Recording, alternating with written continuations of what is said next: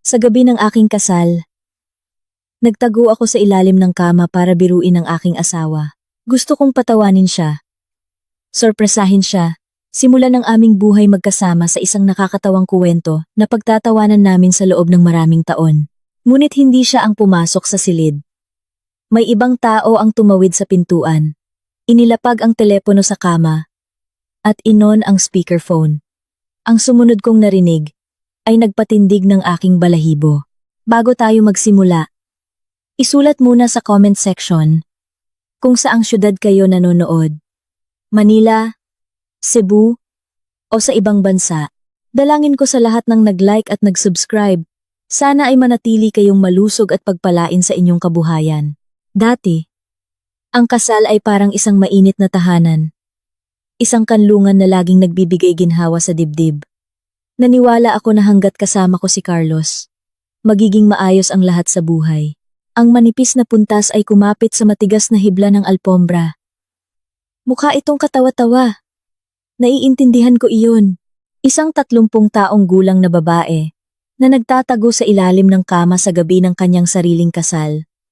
Tulad ng isang bata na naglalaro ng taguan. Ngunit gusto kong makita ang mukha ni Arturo. Paulit-ulit kong iniisip ang eksenang ito. Pumasok siya sa aming honeymoon suite. Luluwagan ang kanyang kurbata. Marahil ay tahimik na babanggitin ang aking pangalan sa malambot. Pagod na boses na lubos kong minamahal. Ang pagbabago ay hindi dumating nang sabay-sabay. Unti-unti itong lumitaw. Halos hindi napansin tulad ng maliliit na lamat sa dingding na sa simula ay hindi nakikita. Ngunit sa kalaunan ay lumaki at hindi na kayang balewalain. Si Carlos ay nagsimulang umuwi ng mas gabi kaysa sa dati. Sabi niya, maraming trabaho, tumaas ang target sa opisina, at ang mga bagong proyekto ay nangangailangan ng overtime. Ang mabigat na pintuan na gawa sa mahogany ay bumukas ng may langgit-ngit. Kinagat ko ang aking labi upang hindi matawa. Ang buong katawan ko ay nanigas. Handang lumabas anumang oras. Ngunit hindi iyon ang mga hakbang niya. Hindi iyon ang tiyak at kalmadong mga hakbang ni Arturo, kundi ang matalim at sadyang pagkalansing ng takong. Tak, tak, tak. Mahal na takong. Nilamig ako. Sa manipis na siwang sa pagitan ng kumot at sahig. Nakita ko ang pilak na takong na huminto sa gitna ng silid. Agad ko itong nakilala. Pag-aari iyon ni Valentina Gomez. Ang aking bagong kasal na biyenan. Oo, Agatha.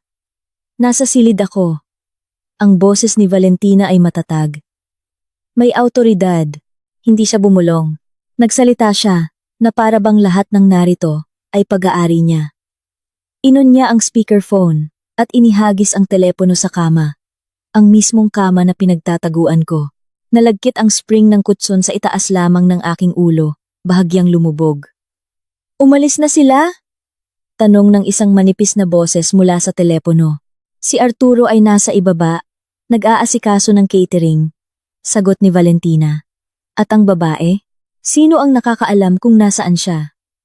Marahil ay nakaupo sa banyo at inaayos ang kanyang murang makeup. Nagsimula siyang maglakad sa silid. Ang tak-tak-tak ng kanyang takong ay umalingaw-ngaw sa aking tainga, tulad ng mga putok ng baril. Ang aking puso ay kumakabog na, para bang lalabas sa aking dibdib. Ang babae na may murang makeup. Ilang oras lamang ang nakalipas. Niyakap ako ng kaparehong babae, na may luha sa mata. Tinatanggap ako sa pamilya. Tinatawag akong isang pagpapala. Kaya, tapos na? Tanong ni Agatha. Tapos na ang lahat. Sagot ni Valentina. Narinig ko ang pag-click ng lighter. Pagkatapos ay isang mahaba at kontentong pagbuga ng usok. Lumutang ang usok pababa sa sahig. Ang singsing ay nasa kanyang daliri. Ang mga papeles ay napirmahan. Nakulong siya at hindi niya alam. Tumawa siya ng tuyo at malupit. Si Andrea. Tanga.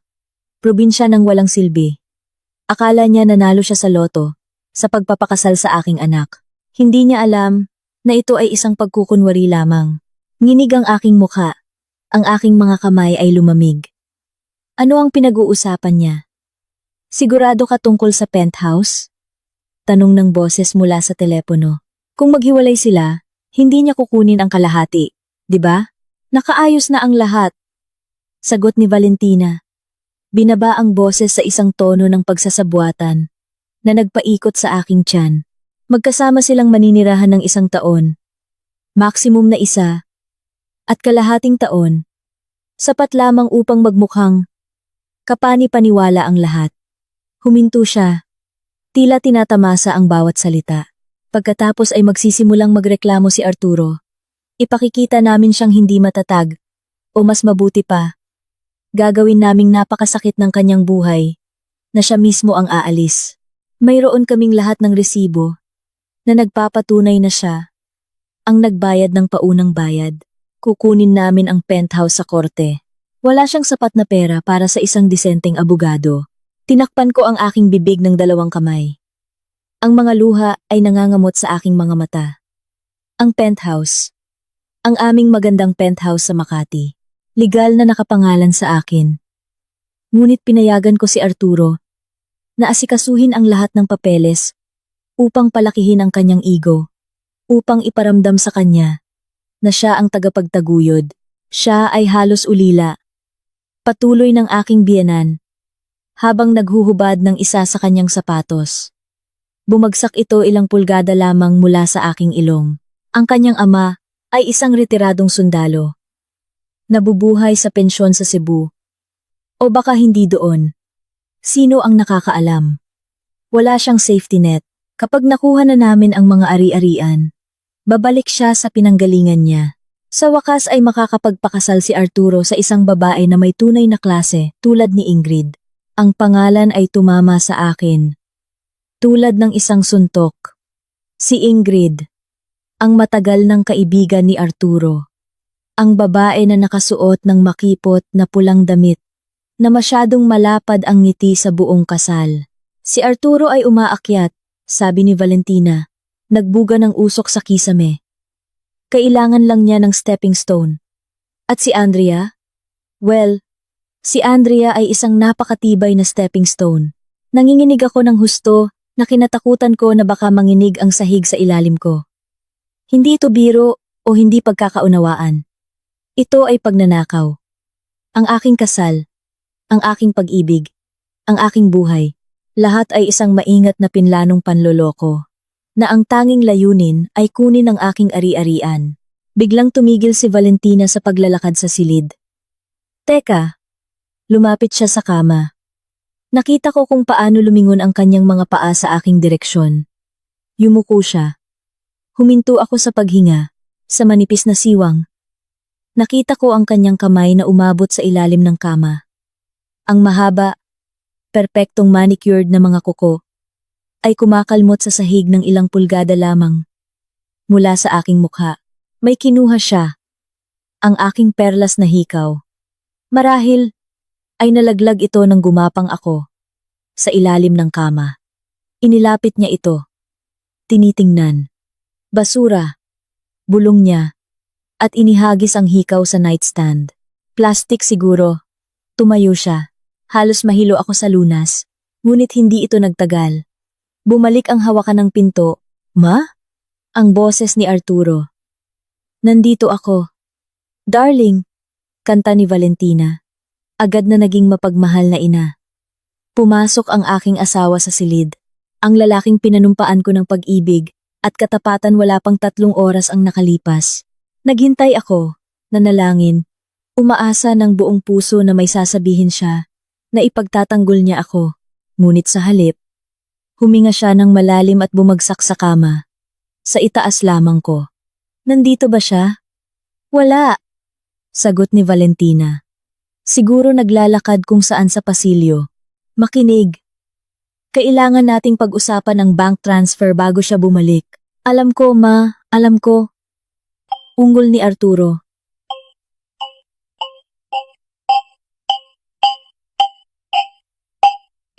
Pero bukas na lang. Ngayon kailangan ko pang magpanggap na masaya ako sa aming unang gabi. At kakailanganin iyon ng maraming lakas. May bumagsak sa loob ko. Hindi ito basag. Ito ay isang malinaw. Tiyak na pagbagsak. Ang inosenteng si Andrea ay namatay sa maalikabok na dilim sa ilalim ng kama. At may ibang bagay ang nagsisimulang gumising. Maingat kong ipinasok ang aking kamay sa corset ng aking damit at kinuha ang aking telepono. Tahimik kong hinawakan ang screen at inon ang voice recorder. Ang pulang linya ay tumakbo. Magpatuloy. Naisip ko, nararamdaman ang lamig na galit na bumabalot sa akin. Magpatuloy sa pagsasalita. Ibigay niyo sa akin ang lahat. At nagsalita sila upang maunawaan kung bakit ang isang babae na may master's degree sa business administration at isang trust fund na sapat upang bilhin ang buong hotel na ito ay nagtatago sa ilalim ng kama. Nagpapanggap na mahirap, kailangan mong maunawaan ang aking ina.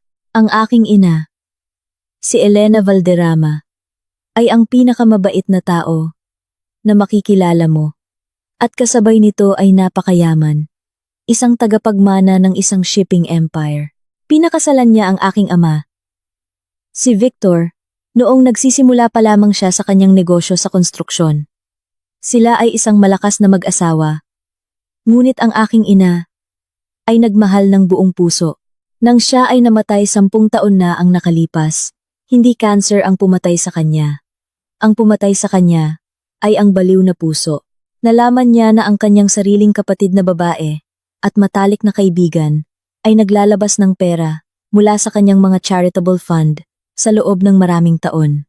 Hindi nila siya mahal. Mahal nila ang maibibigay niya sa kanila. Sa kanyang kama ng kamatayan, hinigpitan niya ang aking kamay at pinapangako ako ng isang bagay. Andrea, bulong niya sa isang napakapilipit na boses na tila malapit ng mabasag. Humanap ka ng isang taong magmamahal sa iyo, kung sino ka. Hindi dahil sa iyong apelyido. Hindi dahil sa iyong bank accounts. Mag-ingat ka, darling. Ang pera ay isang magnifying glass. Ipinapakita nito ang mga tao kung sino sila. Ngunit minsan, ay nakakasunog. Bago mo pa man makita ang katotohanan, ang pangako na iyon ay naging batas sa akin. Ang aking ama, si Don Victor, ay sineseryoso ang babala na ito. Sa negosyo, siya ay isang maninila. Ang CEO ng Apex Group ay nagturo sa akin na magbasa ng mga kontrata bago pa man ako magbasa ng mga fairy tale.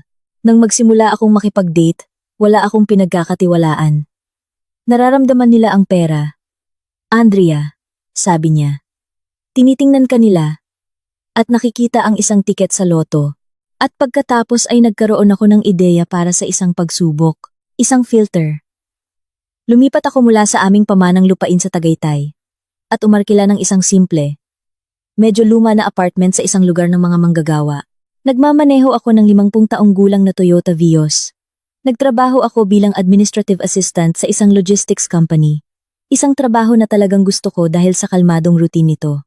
Bagamat sa gabi, palihim kong pinamamahalaan ang aking sariling investment portfolio. Sa buong mundo, ako si Andrea. Isang mabait na babae na may mga student loan at isang mahigpit na budget para sa groceries. At pagkatapos, ay nakilala ko si Arturo. Isang maulan na Martes. Tumakbo ako papunta sa coffee shop at nahulog ang aking wallet sa isang puddle. Kumalat ang putik sa lahat ng dako. Malapit na akong umiyak. Napakasama ng linggo. Isang guwapong lalaki na nakasuot ng medyo lumang jacket ang pumulot ng wallet at pinunasan ng putik sa kanyang manggas. Sa tingin ko, sa iyo ito, sabi niya, na may ngiti. Mayroon siyang mainit na mga mata. Hazel na may berdeng batik. Sinuri ko ang aking wallet, walang nawawala. Bilang pasasalamat, inalok ko siyang bigyan ng kape. Masaya akong gagawin iyon, sagot niya. Tinitingnan ang kanyang relo. Mayroon akong mga 20 minuto bago ako kailangan bumalik sa site. Sa huli, nag-usap kami ng 2 oras. Sinabi niya na nagtatrabaho siya sa sales, na palagi siyang hirap na abutin ang mga target, na nagmamaneho siya ng lumang kotse, na laging nasisira. Nagkwento siya tungkol sa mga pangarap na maglakbay. Makita ang sining sa Italia, lahat ng gusto niya at hindi niya kayang bilhin. Wala akong pakialam kung mayaman ako o wala, sabi niya. Tinitingnan ako sa mata. Gusto ko lang ng isang buhay na totoo. Mga almusal sa linggo, isang aso, Isang tao na makakasama ko lang sa katahimikan. Iyon mismo ang gusto kong marinig. Sa sumunod na 2 taon, pumasa si Arturo sa lahat ng pagsubok. Hindi siya humingi ng pera sa akin. Nagdadala siya sa akin ng mga bulaklak na ligaw, pinitas sa gilid ng kalsada, dahil hindi niya kayang bumili ng mamahaling rosas. Ngunit sinabi niya na mas maganda ang mga ito. Pinutol niya ang mga kupon kasama ako. Nang masira ang aking kotse, isang maingat na pinlanong pagkasira araw-araw sa loob ng 1 linggo. Gumagawa siya ng 40 minutong detour para sunduin ako. Minahal ko siya ng malalim, baliw, at tanga. Ipinakilala ko siya sa aking ama. Ngunit pinanatili ko ang kasinungalingan. Sinabi ko kay Arturo na si Don Victor ay isang retirado. Dating foreman, nabubuhay sa kanyang pensyon sa Cebu. Sumakay si Papa, bagamat umungol siya. Binibisita niya ako na nakasuot ng flannel shirt, nagreklamo tungkol sa presyo ng gas, at itinago ang kanyang Patek Philippe na relo sa kanyang bulsa. Hindi siya masama. Pag-amin niya 1 beses pagkatapos ng hapunan, habang hinahalo ang murang serbesa na kinamumuhian niya. Ngunit siya ay malambot. Andrea. Masyado siyang nakikinig sa kanyang ina. Masyado siyang gumagalang sa kanya. Ayos lang iyon. Ipinagtanggol ko siya. Napakaliit kong pagkakamali. Sa aming unang pagkikita, sinuri ako ni Valentina mula ulo hanggang paa, na para bang ako ay isang mantsa sa kanyang alpombra. Siya ay naninirahan sa isang maliit, makalat na bahay, ngunit kumilos na parang isang napatalsik na reyna. Paulit-ulit niyang sinasabi na si Arturo ay karapat-dapat sa mas marami at na ang buhay ngayon ay napakamahal. Sabihin mo sa akin, Andrea, sabi niya na may ngiti na nagpapalamig sa silid. Sa tingin mo ba ay kaya mong buhayin ang isang pamilya sa suweldo ng isang administrative assistant? Kailangan ni Arturo ng isang babae na magpapataas sa kanya. Ngumiti ako at nilunok ang insulto. Iniisip, kung alam mo lang. Naniniwala ako na pagkatapos ng kasal, kapag inihayag ko ang katotohanan tungkol sa aking pera, magiging masaya siya. Balak kong sabihin kay Arturo ang lahat sa panahon ng aming honeymoon. Gusto kong makita ang kanyang mga mata na nagningning kapag nalaman niya na hindi na siya kailangang mag-alala tungkol sa mga bayarin. Lubos akong sabik na ibigay sa kanya ang buong mundo na hindi ko napansin. Plano na niyang nakawin ang maliit na bahagi ng mundo na ipinakita ko sa kanya. Ang paghahanda para sa kasal ay dapat na ang pinakamasayang panahon ng aking buhay. Ngunit, sa pagbabalik tanaw, nakikita ko ang mga babala na kumakaway ng napakalakas na halos tumama sa aking mukha. Una ay ang guest list. Ipinipilit ni Valentina na imbitahan ang buong pamilya. Ito ay usapin ng imahe. Sumagot siya nang magmungkahi ako ng isang maliit at intimate na okasyon. Kailangan nating ipakita na ang pamilya Santos ay yumayaman. Dahil ako ay kunwari mahirap, inakala ni Valentina at Arturo na hindi ako makakapagbayad ng malaki. Sadyang sinabi niya na magbabayad siya ng bahagi. Ngunit sa bawat pagkakataon na dumating ang bill para sa mga bulaklak o sa venue, nakakalimutan niya ang kanyang wallet sa kotse o tinanggihan ng bangko ang kanyang card. Sa huli, halos lahat ay binayaran ko mula sa aking ipon. Mga ipon, na sa katunayan ay isang walang limitasyong black card na nakatago sa isang lihim na compartment ng aking wallet. At pagkatapos ay dumating si Ingrid.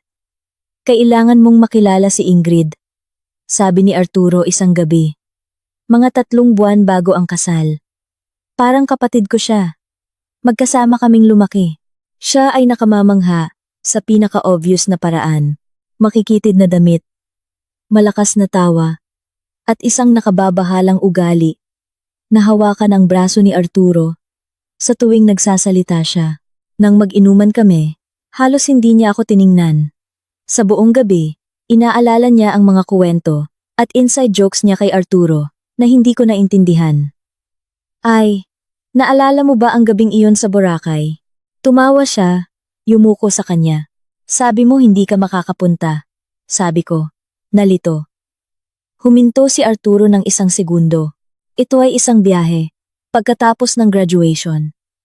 Nag-ipon ang mga magulang. Sa loob ng maraming taon, mahal ni Valentina si Ingrid. Tahasan niya kaming pinagkumpara. Ingrid, napakaganda ng damit na iyan. Mukha kang bituin ng pelikula. At pagkatapos, lumapit sa akin. Andrea, baka pwede kanyang isama sa pamimili. Palagi kang simple magdamit. Tinanggihan ko. Sinabi ko sa sarili ko na tiwala ako sa sarili. Mayroon akong singsing. Mayroon akong lalaki. Ngunit ang tunay na problema ay ang penthouse. Kailangan naming tirahan. Ang bachelor pad ni Arturo ay napakaliit. At ang akin ay hindi para sa dalawa. Nakakita ako ng isang nakamamanghang penthouse sa Makati. Ito ay isang foreclosed na ari-arian ng bangko na nagkakahalaga ng 850 pesos milyon.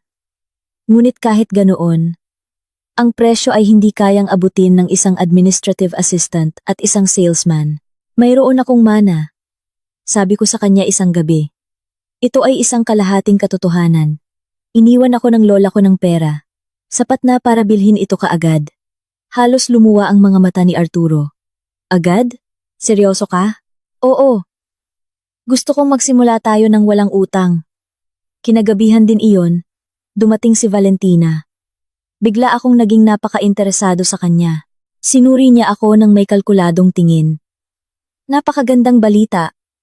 Andrea? Bulong niya. Ngunit ang pagbili ng ari-arian ay isang komplikadong bagay. Mga buwis? Siguro? Pananagutan? Hindi ka pa nakikitungo sa ari-arian. Si Arturo ay nakikipag-ugnayan sa mga kontrata araw-araw. Bakit hindi mo na lang ipaubaya sa kanya? Oo, kaya ko. Sabi ni Arturo, hawak ang aking kamay. At isipin mo ang hitsura. Gusto kong maramdaman na nag-aambag ako. Kung ililipat mo ang pera sa aking account, pipirmahan ko ang tseke at aayusin ang lahat. Hayaan mong isipin ng mga kapitbahay na ako ang may-ari ng bahay. Please. Para sa aking dignidad. Mukha itong walang katotohanan, ngunit mukha siyang napakatapat. At si Valentina ay tumango nang may pag-apruba. Ito ay usapin ng respeto, Andrea. Hindi dapat hiyain ng asawa ang kanyang asawa. Bago pa man magsimula ang kasal, at ginawa ko. Inilipat ko ang pera, ngunit hindi ako naging inosente. Ibang klase ang pagpapalaki sa akin ng aking ama. Hiniling ko sa aking abogado, si Attorney Patricia Cruz, na ihanda ang mga dokumento. Ang pera ay dumaan sa account ni Arturo upang itala ang transaksyon, ngunit ang ari-arian ay nakarehistro ng 100% sa aking pangalan. Hindi binasa ni Arturo ang maliit na print. Nakita lang niya ang pera na pumasok at lumabas. Inakala niya na dahil pinirmahan niya ang tseke, ang penthouse ay kanya. Inakala niyang niloko niya ako. Naaalala ko ang araw na ibinigay sa amin ang mga susi. Pinilipit ako ni Arturo sa gitna ng walang laman na sala. Ang ating kastilyo. Sabi niya nang may pagmamalaki. Idiniin ko ang aking labi sa kanyang balikat at bumulong sa aking sarili. Ang aking kastilyo. Ngunit hindi niya iyon narinig. Ngayon, nakahiga sa ilalim ng kama at nakikinig kay Valentina na nagsasalita tungkol sa kung paano nila kukunin ang penthouse. Lahat ay nagkaayos. Hindi nila alam ang katotohanan. Ang pagmamay-ari ay nakapangalan lamang sa akin. Sigurado sila na ito ay isang co-owned property. Binili gamit ang kanyang pera. Dahil ang tao ay dumaan sa kanyang account. Taos-puso silang naniniwala na kaya nilang patunayan na wala akong inambag. Ang boses ni Valentina ay nagbalik sa akin sa katotohanan. Kailan matatapos ang lease ng apartment ni Ingrid? Nanginginig ako. Nasa speakerphone si Ingrid. Hindi. Teka, hindi na si Agatha ang kausap ni Valentina.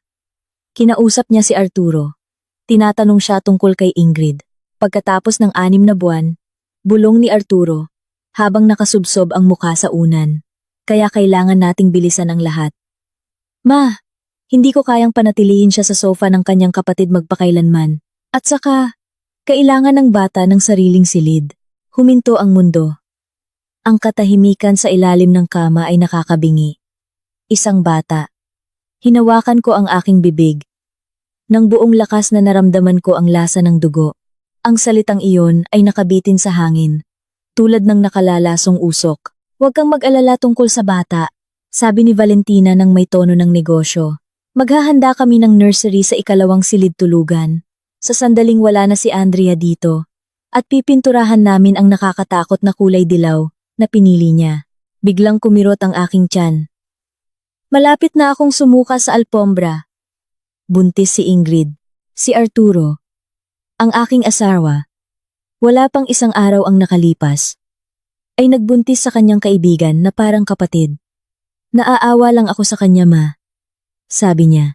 Sa loob ng isang sandali, sumiklab ang isang maliit na spark sa aking dibdib.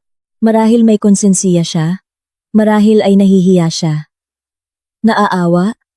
Dahil saan? Tanong ni Valentina ng matalim. Dahil sa pagtiyak mo sa iyong kinabukasan? Hindi. Mabait lang si Andrea. Sabi niya nang walang katiyakan. Luto siya para sa akin. Nilinis niya ang aking kotse. Tinitingnan niya ako na parang ako ay isang bayani. Ang pagdurog sa kanya ng ganito ay malupit. Ay, iligtas mo ako sa mga luha na iyan, sabi ni Valentina ng may panunuya. Wala siyang silbi. Arturo, ikaw mismo ang nagsabi niyan. Siya ay boring. Nagbabasa ng mga libro, tuwing weekend sa halip na makipagkilala sa mga kapaki-pakinabang. Bumibili ng lahat ng may diskwento. Gusto mo ba talagang gugulin ang buong buhay mo sa isang babae na laging naghahanap ng mga sale? O gusto mong maging kasama si Ingrid na marunong magpakinang sa mataas na lipunan? Si Ingrid ay apoy. Bulong niya. At nagbago ang kanyang boses. Malibog. At si Andrea ay walang lasa, tulad ng vanilla. Ito ay mas masakit kaysa sa financial betrayal. Vanilla. Ibinaba ko ang aking buhay para sa kanya. Itinago ko ang aking mga designer clothes, ang aking pagmamahal sa mamahaling alak, ang aking koneksyon sa mga politiko at CEO. Lahat para lang maging komportable siya. Naging vanilla ako dahil naniniwala ako na gusto niya ng simple at malusog na pag-ibig. Iyon mismo, sabi ni Valentina. By the way, natanggap mo ba ang abiso mula sa bangko? Ang natitirang mga kontribusyon sa kasal ay naipasok na. 5 milyon na ang nasa aming joint account. Mabuti, bukas, ililipat mo ang kalahati sa aking account bilang gastos sa kasal. At pagkatapos ay unti-unti nating uubusin ang account na ito. Kapag nag-file ka ng annulment, wala na siyang ipaglalaban. Naintindihan ko. Umugong si Arturo ng pagtanggap. At ang penthouse. Nasa iyo ang mga dokumento? Mayroon akong resibo ng paglipat mula sa aking account sa nagbebenta. Sabi niya, pinapatunayan nito na nagbayad ako ng 850 pesos milyon. Hindi niya mapapatunayan ang pinagmulan ng pera. Kung sasabihin namin na ito ay isang pribadong pautang ng pamilya na ibinabalik ko. Mukha silang napakasiguro at napakabobo. Wala silang ideya tungkol sa forensic accounting. At tiyak na hindi nila alam na ang retiradong sundalo mula sa Cebu ay may legal na grupo na kayang lamunin ang mga tulad nila. Para sa agahan. Okay, bumangon. Utos ni Valentina. Maghugas ka. Mukha kang guilty. Kapag bumalik siya, kailangan mong maglaro ng role. Ngumiti. Pag-usapan ng kinabukasan. Hayaan mo siyang maging ligtas. Hindi ko talaga gustong matulog kasama niya ngayong gabi. Obligasyon mong tapusin ang kasal. Mariing putol ni Valentina. Mas nagiging komplikado ang annulment kung susubukan niyang gawin iyon. Kailangan natin ng legal separation para maibahagi natin ang ari-arian. Sige, unggol ni Arturo. Bumaba siya sa kama. Umangat ang kutsyon. At, sa wakas, tumigil sa pagdiin sa akin. Susuriin ko ang pasilyo. Malamang umiiyak siya sa hagdanan o kung saan. Aalis na ako, anunsyo ni Valentina. Nauna akong kumuha ng duplicate key mula sa kanyang bag. Aalis na ako. Malamig na takot ang tumakbo sa aking balat. Naghalungkat siya sa aking bag. Ninakaw niya ang aking susi. Ang damdaming iyon ay nagpakulubot sa lahat ng bagay sa loob ko. Nakita ko ang kanyang pilak na takong na patungo sa pinto. Sinundan ito ng formal na sapatos ni Arturo. Good night, ma. Salamat sa lahat. Lahat para sa aking anak. Tandaan mo lang ang plano. 1 taon. At malaya ka na. Nag-click ang pinto. Muling bumalik ang katahimikan. Ngunit hindi ito kalmado. Ito ay mabigat, puno ng enerhiya ng aking nagkakagulo na buhay. Naghintay ako ng 5 minuto. Pagkatapos ay 5 minuto pa. Kailangan kong siguraduhin. Dahan-dahan. Na may namamanhid na katawan. Gumapang ako mula sa ilalim ng kama. Masakit ang lahat. Ang aking damit, napakaputi, napakaperpekto, ay ngayon ay kulay abo sa alikabok. Tumayo ako, at tiningnan ang aking sarili sa salamin. Gusot na buhok, nakalatag na makeup. Ngunit ang aking mga mata, ay malinaw. Hindi ako umiyak, hindi ako sumigaw. Isang malamig at mekanikal na kapayapaan ang bumalot sa akin. Iyon ding kapayapaan na mayroon ng aking ama nang sumalampak siya sa isang hostile takeover ng mga kakumpetensya. Naglakad ako papunta sa closet, hinubad ang aking wedding gown. Isang simbolo ng aking sariling katangahan. At inihagis ito sa sulok. Nagsuot ako ng jeans at hoodie na inihanda ko para sa brunch sa umaga. Kinuha ko ang aking bag. Kinuha nga ni Valentina ang duplicate key sa apartment. Ngunit ang mga susi ng kotse ay naroon. Pati na rin ang aking black card. Binuksan ko ang pinto sa pasilyo. Walang tao. Malamang bumaba si Arturo sa lobby o sa bar. Nagpapalakas ng loob para bumalik at matulog sa akin. Hindi ko tinawag ang elevator. Nakasapatos, tumakbo ako pababa ng hagdanan. Lumabas ako sa malamig na dilim ng gabi. Natagpuan ang aking Toyota Vios na may Porsche engine sa ilalim ng hood. Ang aking tanging maliit na kahinaan, at lumabas mula sa underground parking. Dinayal ko ang numero sa Bluetooth. Papa, sabi ko nang sumagot siya sa pangalawang ring. Andrea, gabi na. Ayos lang ba ang lahat? Hindi. Sagot ko nang mahinahon. Tama ka sa lahat ng bagay. Gisingin mo si Patricia. Uuwi ako. Maglalabas tayo ng digmaan. Karaniwan. Ang biyahe patungong Tagaytay ay tumatagal ng 40 minuto. Nakarating ako sa loob ng 20 minuto.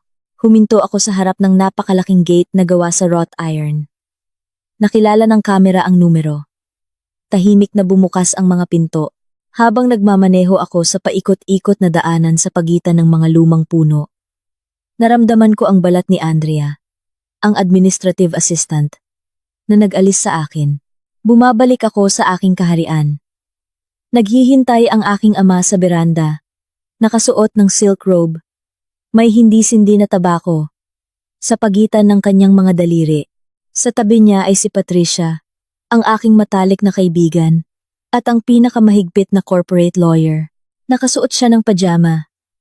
Ngunit bukas na ang kanyang laptop sa labas ng mesa. Isinara ko ang pinto ng kotse at umakyat sa mga baitang. Tiningnan ako ng aking ama. Nakita niya ang alikabok sa kanyang hoodie, ang tigas sa aking panga, at hindi niya sinabi. Sinabi ko na sa iyo. Binuksan lang niya ang kanyang mga bisig. Niyakap ko siya, at sa loob ng eksaktong 10 segundo, ay pinayagan ko ang aking sarili na maging isang bata muli. Umiyak ako, at pagkatapos ay bumitiw. Pinlano nila ang lahat. Sabi ko ng malinaw, si Arturo, ang kanyang ina. At si Ingrid ay gusto ang penthouse. Gusto nilang ubusin ang account. Buntis si Ingrid. Hirap na hirap si Patricia na pigilin ang pagkalabit. Buntis sa araw ng kasal mo? Oo. At nai-record ko ang lahat. Inilapag ko ang telepono sa salamin na mesa. At pinindot ang play. Sa katahimikan ng gabi, mas nakakatakot ang boses ni Valentina. Ang salitang vanilla. Ang plano na gawing impyerno ang aking buhay. Ang usapan tungkol sa pagkuha ng pera mula sa kasal. Nang matapos ang recording, naging batong maskara ng galit ang mukha ng aking ama. Binasag niya ang hindi-sindi na sigarilyo sa dalawa. Sisirain ko siya. Ungol niya. Bibilihin ko ang kumpanya, kung saan siya nagtatrabaho, at sisantihin siya. Ang kanyang ina ay nasa lansangan bago magtanghali. Umiling ako. Hindi. Masyadong mabilis. Masyadong madali. Tiningnan ko si Patricia, kung agad kaming bumagsak, magpapanggap silang biktima. Sasabihin nilang ako ay hysterical, naninibugho, at hindi sapat. Susubukan nilang ipaglaban ng penthouse, nagbabanggit ng verbal agreements at iba pang legal na kalokohan. Hindi, gusto kong durugin sila ng tama. Gusto kong maniwala sila na sila ang nanalo. At pagkatapos, ay bunutin ang lupa mula sa ilalim nila upang hindi na sila makabangon muli. Pinagputok ni Patricia ang kanyang mga daliri at lumitaw ang isang mapanganib na ngiti sa kanyang labi. Gusto ko ang paraan ng pag-iisip mo. Ano ang plano? Una, ang penthouse. Sabi ko, akala nila karapat-dapat sila dito dahil ang pera ay dumaan sa kanyang account. Kailangan nating tapusin iyan. Madali lang iyan, sagot ni Patricia. Nagtatype ng napakabilis. Dahil ang pagmamay-ari ay nakapangalan lang sa iyo, gagawa tayo ng prenuptial agreement. Ipapakita natin ito bilang requirement ng insurance company. Sasabihin natin kay Arturo na dahil sa halaga ng ari-arian, hinihingi ng insurer ang isang malinaw na may-ari para mabawasan ang mga panganib. Isasama natin ang isang clause kung saan tatalikuran niya ang anumang marital claims sa ari-arian kapalit ng mas mababang insurance premium. Siya ay sakim. Idinagdag ko. Kung sasabihin nating makakatipid siya ng 250,000 bawat buwan, pipirmahan niya ng hindi binabasa. Tapos na. Tumango si Patricia. Bago mag-umaga, kumpleto na ang mga dokumento. Sabihin mo sa kanya na ito ay standard procedure. Pangalawa, sumabat ang aking ama. Ang pananalapi. Kailangan mong paghiwalayin ang mga ari-arian. Kailangan kong ubusin ang joint account bago siya. Sabi ko. Ngunit hindi ako maaaring maghinala. Hayaan mo na. Payo ni Patricia. Hayaan mo siyang kunin ang pera sa kasal. Ito ay pain. Ngunit kailangan nating suriin ang kanyang kasaysayan ng trabaho. Kung nagnanakaw siya sa iyo, halos tiyak na nagnanakaw din siya sa trabaho. Kinuha ng aking ama ang telepono. Hihilingin ko sa isang detective na suriin ng malalim ang kanyang mga benta at gastos sa kumpanya. Kung nagnanakaw siya sa amin, malamang na nagnanakaw din siya sa kanila. At ang bata? Tanong ko ng mahina. Kailangan natin ng ebidensya. DNA. Mungkahi ni Patricia. Hindi. Masyadong matagal iyon. Kailangan kong makipaglapit kay Ingrid. Kailangan kong umamin siya mismo. Sumimangot ang aking ama. Babalik ka doon? Andrea, hindi mo kailangan. Sabi niya. Dito ka na lang. Bukas, ipapasa namin sa kanila ang mga dokumento. Hindi ako gumalaw. Tinawag niya akong walang lasa. Iniisip niya na ako ay tanga. Iniisip niya na ako ay mahina. Sabi ko. At sa aking katahimikan ay lumitaw ang isang mapanganib na bakal. Babalik ako. Gagampanan ko ang papel ng clumsy, inosenteng asawa na iniisip niya na ako. Gagawin kong impyerno ang kanyang buhay sa susunod na buwan at mangolekta ng sapat na ebidensya upang ipadala siya hindi lamang sa korte ng annulment, kundi sa bilangguan. Tiningnan ko ang pagsisimula ng madaling araw na nagpapapula sa langit ng kulay lila. Gusto niya ng probinsya ng walang silbi. Sabi ko. Malalaman niya sa lalong madaling panahon na pinakasalan niya ang isang bitag. Bumalik ako sa hotel nang sumisikat na ang araw. Tahimik akong umakyat sa hagdan. Nagsuot muli ng pajama, ginulo ang aking buhok, at dumulas sa kama sa tabi niya. Amoy luma siyang champagne at kasinungalingan. Gumalaw siya, idinilat ang isang mata. Saan ka galing? Hindi ako makatulog. Bulong ko, nakangiti ng malawak at walang laman. Napakalaki lang ng aking pag-aalala para sa ating kinabukasan, mahal. Nasa ibaba ako. Nagpaplano ng ating buhay. Umungol siya at tumalikod. Ayos baby. Matulog ka. Tiningnan ko ang likod ng kanyang ulo. Matulog ka ng mahimbing. Ito ang huling mapayapang tulog sa iyong buhay. Kinabukasan, nagsimula ang pinakamahalagang pagtatanghal sa aking buhay. Nagising ako nang mas maaga sa kanya at nag-order ng almusal sa silid. Ang pinakamahal na pagkain sa menu. Eggs Benedict na may lobster, truffled potatoes, champagne. Nang dumating ang bill, may labis na kasiglahan kong pinirmahan ito para sa room 402. Nagising siya. Kinukuskos ang kanyang mga mata. Ano ito? Breakfast celebration, sabi ko. Naisip ko, dahil mayroon tayong pera sa kasal, pwede tayong magpakasasa ng kaunting karangyaan. Nanginginig siya. Uy, kailangan nating mag-ingat sa perang iyan. Ang aking ina. Ibig kong sabihin, nagkasundo tayo na itabi ang mga ito para sa mga emergency. Ay, wag kang maging boring, sabi ko, habang kinakain ng strawberry. Bukod pa rito, nabook ko na tayo para sa couples massage sa spa. 350,000 pesos. Non-refundable. Sumiksik ang kanyang panga. Nakita ko kung paano niya mentally binabawas ang halagang iyon. Mula sa kung ano ang kanyang ninanais na nakawin. Para sa kanyang ina. Dapat tinanong mo muna ako. Pero asawa mo ako. Kumikislap ako ng inosente. Ay, oo. By the way, nahulog ang telepono mo sa ice bucket. Inilagay ko na ito sa bigas. Ano? Tumalon siya mula sa kama. Siyempre, hindi ito nahulog. Ngunit habang natutulog siya, indisable ko ang fingerprint lock upang ma-access ko ang telepono mamaya. Pagkalipas ng datong araw, lumipat kami sa penthouse. At doon ko sinagad ang lahat. Dumating si Valentina upang suriin ang apartment. Pumasok siya na parabang sa kanya ang tirahan. Dinadaanan ang mga ibabaw ng kanyang daliri. May alikabok dito. Critical niyang puna. Kailangan maging mas maingat. Ay, ang galing at dumating kayo, sigaw ko. Malapit na akong maglaba. Ngunit napakakomplikado ng makinang ito. Inakay ko siya sa laundry room.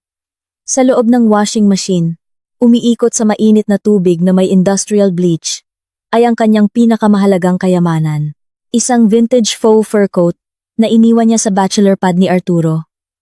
At ako, magiliw na kinuha. Para linisin. Ito ang aking fur coat.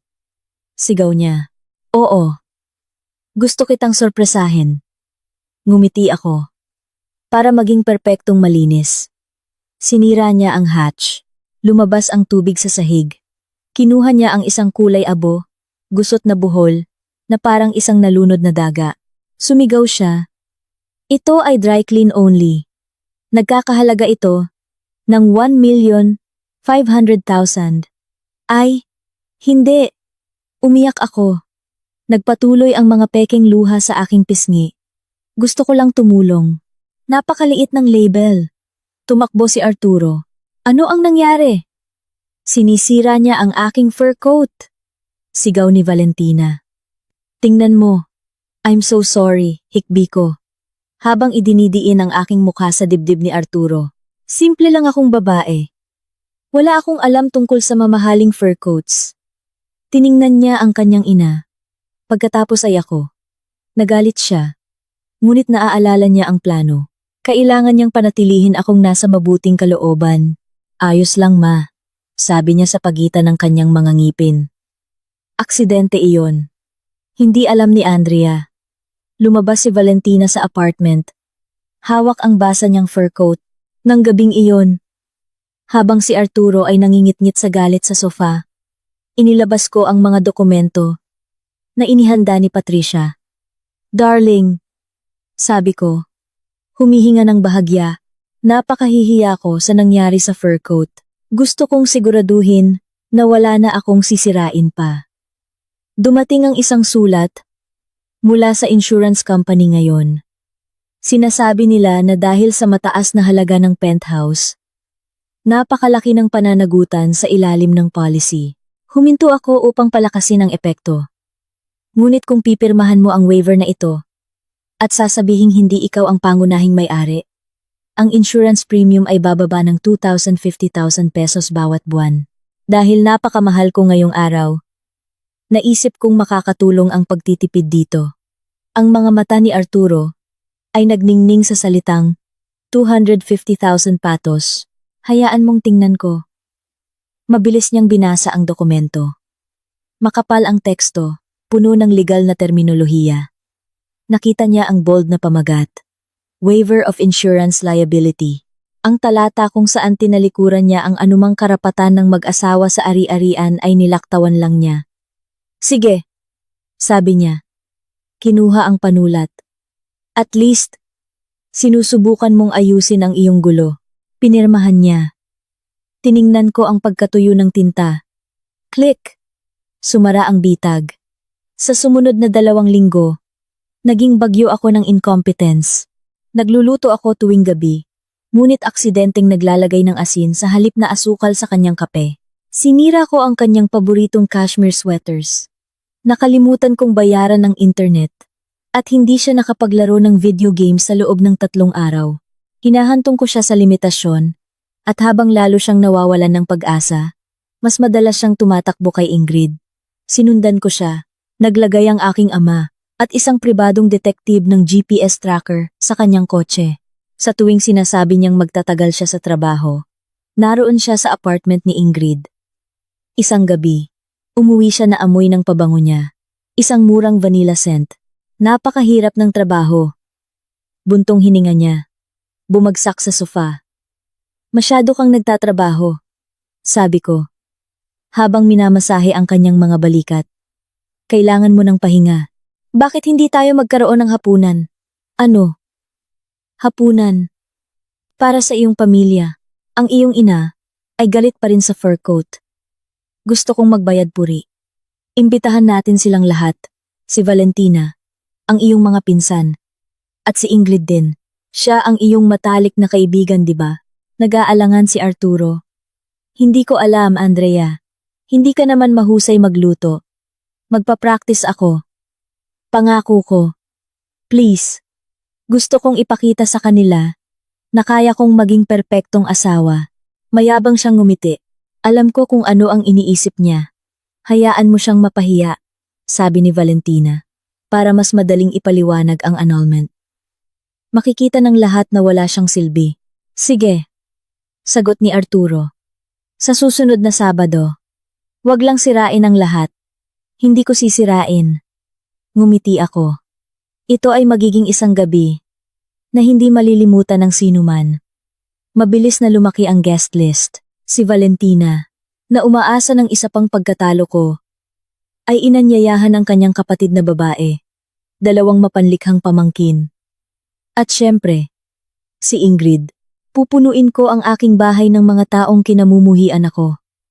Dumating si Patricia, habang nasa trabaho si Arturo, upang tulungan akong maghanda. Sa katunayan, naglalagay kami ng maliliit na kamera sa sala at kainan. Sigurado ka? Tanong niya, habang sinisuri ang imahe sa tablet. Magiging mahirap ito. Kailangan ko ng mga saksi, sabi ko. Habang hinihiwa ang sibuyas ng may halos galit na katumpakan. Kailangan kong sabihin nila ang pinakamasamang bagay sa kamera. At kailangan kong kumpirmahin ang pagbubuntis. Sa araw ng hapunan, maaga akong gumising. Pumunta ako sa supermarket at bumili ng pinakamura, pinakamababang kalidad na produkto. Mataba na ground meat, lantang gulay, at boxed wine na mas mura sa P1000. Pagkatapos, pumunta ako sa banyo habang naliligo si Arturo. Naghalungkat ako sa kanyang gym bag. Ang parehong bag na kunwari ay dinadala niya sa trabaho, ngunit sa katunayan ay ginagamit niya para makipagkita kay Ingrid. Sa gilid na bulsa, nakita ko ang resibo ng Botica, prenatal vitamins. Kahapon ang petsa. Nahuli ka! Isinuksok ko ang resibo sa aking bulsa. Nagsimulang dumating ang mga bisita ng 6 p.m. Si Valentina ang unang pumasok, nakasuot ng bagong damit, na, hinala ko, ay binili niya mula sa kompensasyon sa kasal na ibinigay sa kanya ni Arturo. Well, huminto siya, lumingon, at least, sa pagkakataong ito, nilinis mo ang sahig. Maligayang pagdating. Valentina, kanta ko, habang binubuhusan siya ng isang baso ng murang alak. Humigop siya, at sumimangot. Anong klaseng suka ito? Designer blend, kasinungalingan ko. Pagkatapos ay dumating si Ingrid. Pumasok siya. Hawak ang kamay ni Arturo. Nakakapit ng mahigpit sa kanya. Nakasuot siya ng maluwag na damit upang itago ang kanyang tiyan. Ngunit napansin ko kung paano niya aksidenteng hinahawakan ito. Hello, Andrea. Sabi niya na may matamis na boses. Ang cozy dito. Hello, Ingrid. Masaya akong dumating ka. Sagot ko. Tinitingnan ang kanyang tiyan. Mukha kang masigla. Napakislot siya at inalis ang kanyang kamay. Tumayo si Arturo sa pagitan namin. Halika! Inom tayo. Gutom na ako. Pumunta ako sa kusina. Ang menu para sa gabi. Piniritong matigas na roast beef. Malapot na mashed potatoes. At salad na halos puro ubod ng iceberg lettuce. Habang nagluluto, nakinig ako sa recording mula sa kamera sa sala. Diyos ko, ang alak na ito ay basura. Sabi ni Valentina. Hindi ako makapaniwala na pinakasalan niya iyan. Hindi man lang dahil sa pera. Tahimik ma. Bulong ni Arturo. Ilang buwan na lang. Pagkatapos kukunin natin ang penthouse. Ibebenta ito. At bibili ng isang malaking bahay sa labas ng bayan. Ayoko nang magtago. Reklamo ni Ingrid. Masakit ang likod ko. Gusto kong i-post ang ating mga larawan. Malapit na, baby. Tawa ni Arturo. Kapag naibalik na natin ang probinsya ng walang silbi sa kanyang lugar, hinawakan ko ang gilid ng counter na parang mamuti ang mga buto. Huminga ako ng malalim at kinuha mula sa aking bulsa ang espesyal na pampalasa na inihanda ko ng maaga. Hindi ito lason. Hindi ako kriminal. Ito ay isang hindi kanais-nais na dami ng asin at suka para sa sarsa. Hapunan ay ihain na. Masayang anunsyo ko. Umupo kami sa mesa. Agad na pinagtawanan ng mga pamangkin ni Valentina ang aking magkakaibang napkin. Well, Andrea. Simula ni Valentina. Sinaksak ang kutsilyo sa karne na mukhang goma. Sabi ni Arturo, iniisip mong kumuha ng cooking classes. Halata na hindi ka pa nagsisimula. Nagtawanan ang buong mesa. Tumawa din si Arturo, hawak ang kamay ni Ingrid sa ilalim ng mesa. Sa katunayan, sabi ko na may bahagyang nanginginig na boses. Patuloy na naglalaro, sinikap ko ng husto. Ang pagsisikap ay hindi nangangahulugang marunong. Ngiti ni Ingrid. Ang ilang kababaihan ay ipinanganak upang maging asawa, at ang ilan ay hindi. Paano iyon? Tanong ko. Tinitingnan siya sa mata. At ano ang gumagawa ng isang babae na isang mabuting asawa? Ingrid. Ang pakikipagtalik sa asawa ng iba. Nagkaroon ng katahimikan sa mesa. Hindi ko iyon ibig sabihin. Bulong niya. Ay, pasensya na. Kinakabahan akong tumawa. Ang ibig kong sabihin ay ang pagiging suporta. Pakipasa ang patatas. Tinamaan ako ni Arturo ng tingin na nakamamatay. Andrea. Huwag kang kumilos ng kakaiba. Hindi ako kakaiba. Sabi ko. Tumayo upang magbuhos ng mas maraming alak. Lumapit ako kay Ingrid. Hinahangaan ko lang ang pagkakaibigan nyo. Napakalapit. Nadapa ako sa alpombra. Ang pitsel ng pulang alak ay lumipad mula sa aking mga kamay at direktang dumapo sa lap ni Ingrid. Sigaw niya. Tumayo. Ang pulang likido ay sumingaw sa kanyang damit at bumalot sa kanyang tiyan. Malinaw na nagpapahiwatig ng kanyang bilog na tiyan ng buntis. Diyos ko! Sigaw ko. Napakabagal ko at tanga. Sigaw ni Ingrid. Ganap na inalis ang kanyang maskara. Tingnan mo kung ano ang ginawa mo. Ito ay seda. Kumalma ka. Sigaw ni Arturo. Tumatakbo patungo sa kanya at hinahaplos ang kanyang tiyan ng mga napkin. Ayos ka lang ba? Ayos ba ang bata? Ganap na katahimikan. Huminto si Arturo. Naintindihan niya kung ano ang kanyang sinabi. Dahan-dahan siyang lumingon sa akin. Tinitingnan ako ni Valentina. Tinitingnan ako ni Ingrid. Hindi ako umiyak. Hindi ako humingi ng paumanhin. Nakatayo ako sa dulo ng mesa at sa unang pagkakataon sa loob ng maraming buwan, hindi ako ngumiti. Ang bata. Ulit ko ng mahina. Ang mga salita ay nakabitin sa hangin, tulad ng isang granada na may nahugot na pin. I mean, bulong ni Arturo. Ang ibig niyang sabihin ay ayos lang siya. Matalim na putol ni Valentina, tumayo. Alam mo naman kung gaano kahina si Ingrid. At ikaw? Tinuro niya ako. Walang silbi. Hindi ka marunong magluto. Hindi ka marunong maglinis. At ngayon ay sinasaktan mo pa ang aming mga bisita. Sinabi ko sa aking anak na nagkakamali siya sa pagpapakasal sa basura na tulad mo. Karaniwan sa ganitong pagkakataon, magkukulubot ako. Hihingi ng paumanhin. Tatakbo upang kumuha ng mga tuwalya. Ngunit sa halip, kalmado kong pinunasan ang isang patak ng alak mula sa aking kamay. Umupo kayo, Valentina. Ano? Excuse me. Kumurap siya, nagulat. Sabi ko, umupo kayo. Tiningnan ko si Arturo. At lumayo ka sa kanyang tiyan.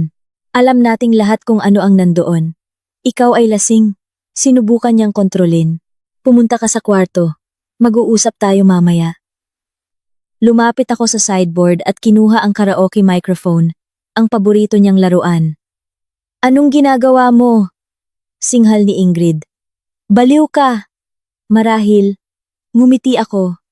Mayaman na baliw, hindi nila naintindihan. Kasi, simula ko, habang nililibot ang mesa, na parang pating, sa loob ng nakaraang 2 buwan, nakikinig ako sa inyong lahat. Narinig ko kung paano ako tinawag ni Valentina na probinsyana. Narinig ko kung paano ako tinawag ni Arturo na walang lasa. Narinig ko kung paano tumawa si Ingrid. Pinag-uusapan kung paano niya ire-remodel ang aking nursery. Nakinig ka? Bulong ni Arturo. Ah, darling. Higit pa sa pakikinig ang ginawa ko. Kinuha ko ang resibo at inihulog sa mesa. Butika. Petsa. 2 araw na ang nakakaraan. Bumili. Arturo. Prenatal vitamins. Ang kanyang bibig ay tahimik na bumukas at sumara. Pagkatapos ay inilabas ko ang dokumento ng seguro. Naaalala mo ba ito?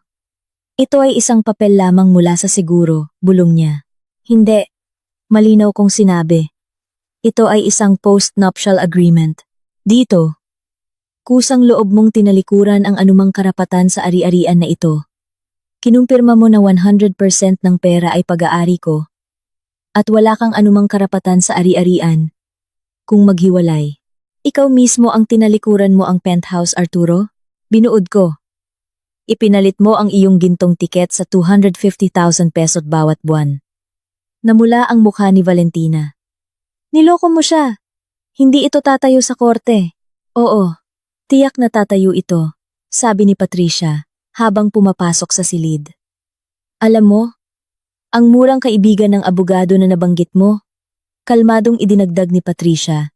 Sa katunayan, ako ang senior partner sa isa sa pinakaprestihiyosong law firm sa lungsod. Ang dokumentong ito ay perpekto. At ako? Sigaw ni Ingrid. Gayunpaman, iiwan ka ni Arturo. Mahal niya ako. Magiging pamilya kami. At mag-isa kang matitira, kasama ang iyong mga pusa. Talaga? Maikli akong tumawa. Kung gayon, Arturo, sabihin mo sa lahat kung saan mo nakuha ang pera. Para sa kotse ni Ingrid, para sa bagong damit ni Valentina, at para sa kompensasyon sa kasal. Pinagpawisan si Arturo, na parang katatapos lang ng marathon. Ako. Inipon ko ang mga ito mula sa mga komisyon. Hindi, sabi ko. Ninakaw mo ang mga ito mula sa Apex Group. Pinataas mo ang mga bill. Akala mo hindi ka mahuhuli.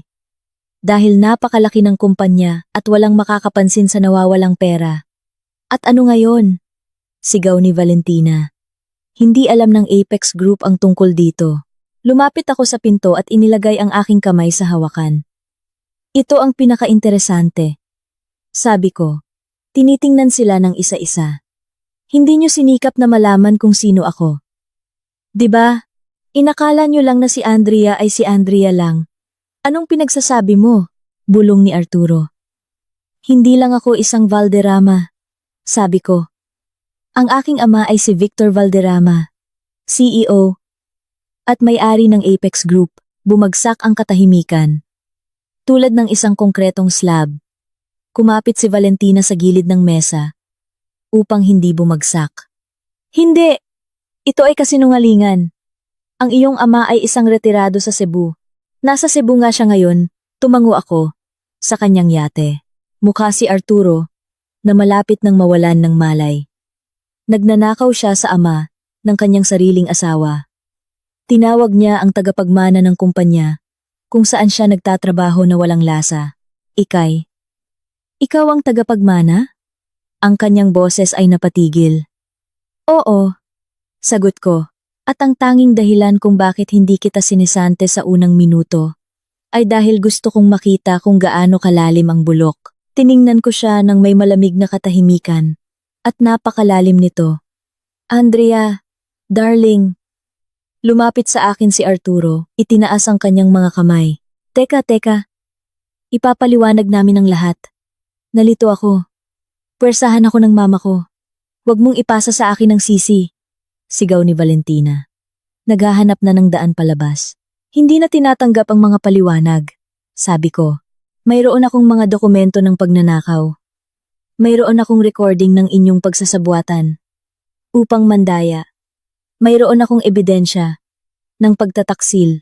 Kinatok ko ang microphone upang marinig ng lahat at upang walang sinuman ang mag-alinlangan.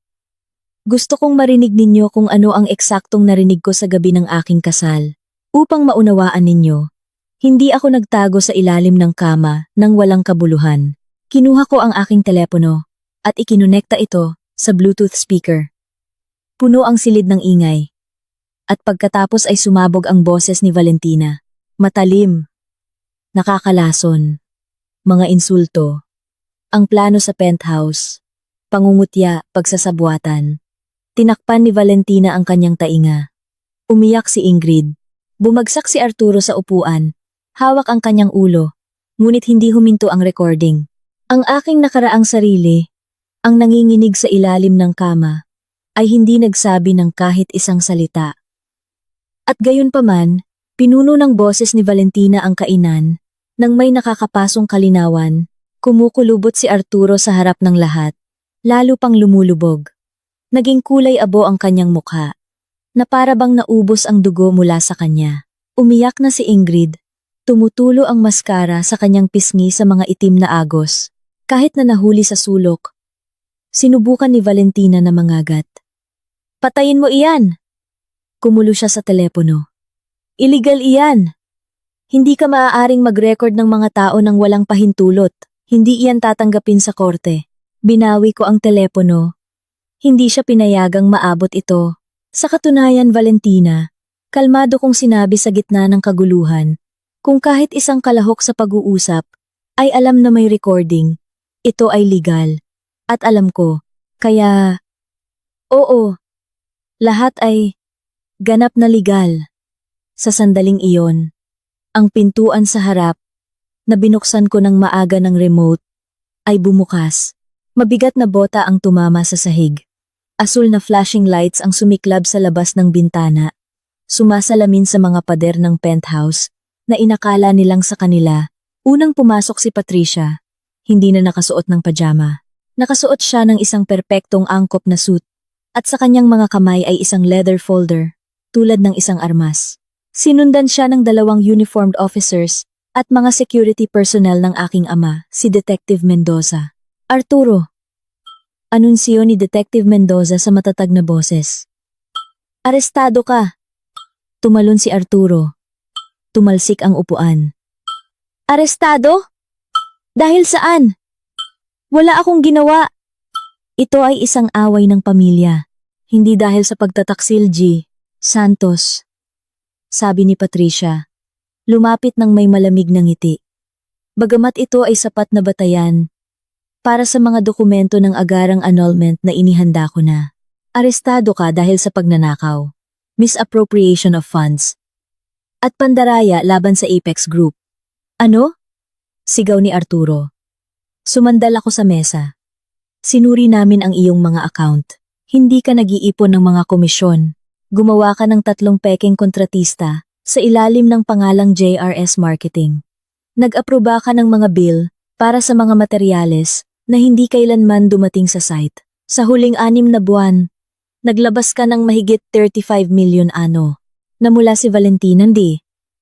Hindi ko alam kung saan galing ang pera. Sinabi niya na ito ay bonus. Kinuha ni Detective Mendoza ang posas. Miss Gomez, mayroon kaming mensahe kung saan mo siya inutusan kung paano hatiin ang mga transfer upang hindi mag-trigger ang mga tax notice. Ginagawa kang accomplice nito. Hindi, sigaw ni Valentina. Nang lumapit ang opisyal, ako ay isang disente na babae.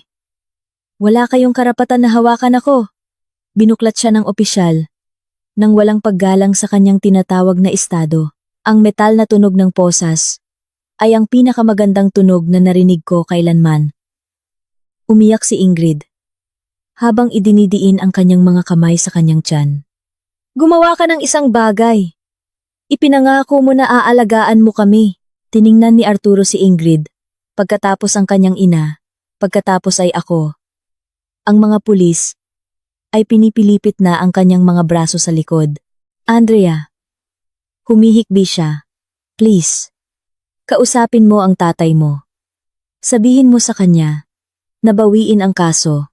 Pipirmahan ko ang anumang gusto mo. Aalis ako ng bayan. Huwag mo lang akong ipadala sa bilangguan. Natatakot ako. Alam mo, may hika ako. Tiningnan ko siya ng totoo. Ang lalaking minahal ko noon ay mukhang isang kaawa-awa at mahinang tao na sumusubok magpakitang lakas at nabigo. Patawad, Arturo. Mahina kong sinabi. Ngunit ang walang lasa ay walang autoridad na pigilan ang isang kriminal na investigasyon. Iyo iyan. Nang dalhin siya sa pinto, tiningnan niya ako sa huling pagkakataon. Wala nang pagmamataas sa kanya, tanging takot. Patuloy na sumisigaw si Valentina. Nakilala niya ang mayor. Hindi iyon totoo. Ibinigay sa akin ni Patricia ang folder, ang annulment petition, at ang notice to vacate para sa mga hindi autorisadong residente. Lumapit ako kay Ingrid. Siya lamang ang walang posas. Nanginginig siya sa basang alak na damit. Mayroon kang 5 minuto, sabi ko. Kunin mo ang iyong bag at ang iyong mga kasinungalingan. Kung mananatili ka, tatawagan ko ang pulisya para sa trespassing. Ngunit ipinangako niya sa akin. Bulong niya. Tinitingnan ang walang laman na pintuan kung saan dinala si Arturo. Ipinangako rin niya sa akin. Sagot ko. Siya ay sinungaling. Ingrid, ikaw lang ang susunod. Tumakbo ka habang kaya mo pa. Tumalon siya at tumakbo. Hindi lumingon. Ang sala ay binalot ng katahimikan. Lumipas ang bagyo. Nag-iwan ng mga labi ng isang pekeng buhay. Mga nakabaligtad na upuan, maruruming baso, at ang eko ng katarungan. Ang puso ko ay kumakabog.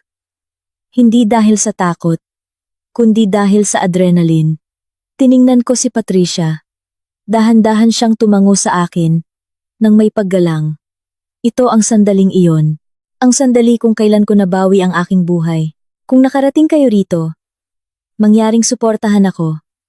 Mag-subscribe sa channel, i-like ang video na ito, at isulat ang numero 1 sa comments. At kung talagang nakarating ka hanggang sa dulo, salamat. Ibig sabihin nito, kasama ka sa bawat pagliko ng kuwentong ito.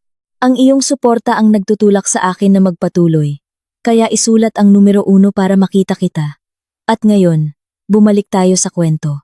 Ang mga araw pagkatapos ng pag-aresto ay naging isang daloy ng mga dokumento. Pirma, tawag, at mabilis na desisyon. Habang si Arturo ay ginugol ang gabi sa detention ng walang piyansa, na ang kanyang mga account ay inaresto.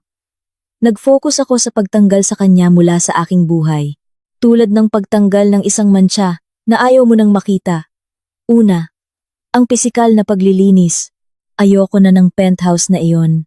Para sa akin, ito ay nadumihan.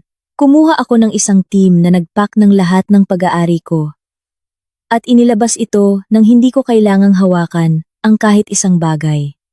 Ang mga gamit ni Arturo, ang kanyang mga damit, ang kanyang gaming console, ang koleksyon ng limited edition sneakers na binili gamit ang ninakaw na pera, hindi ko sinunog.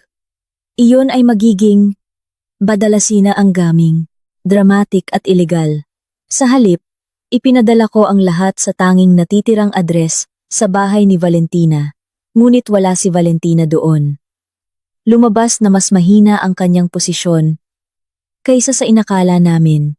Paulit-ulit niyang isinanla ang bahay upang mapanatili ang kanyang imahe.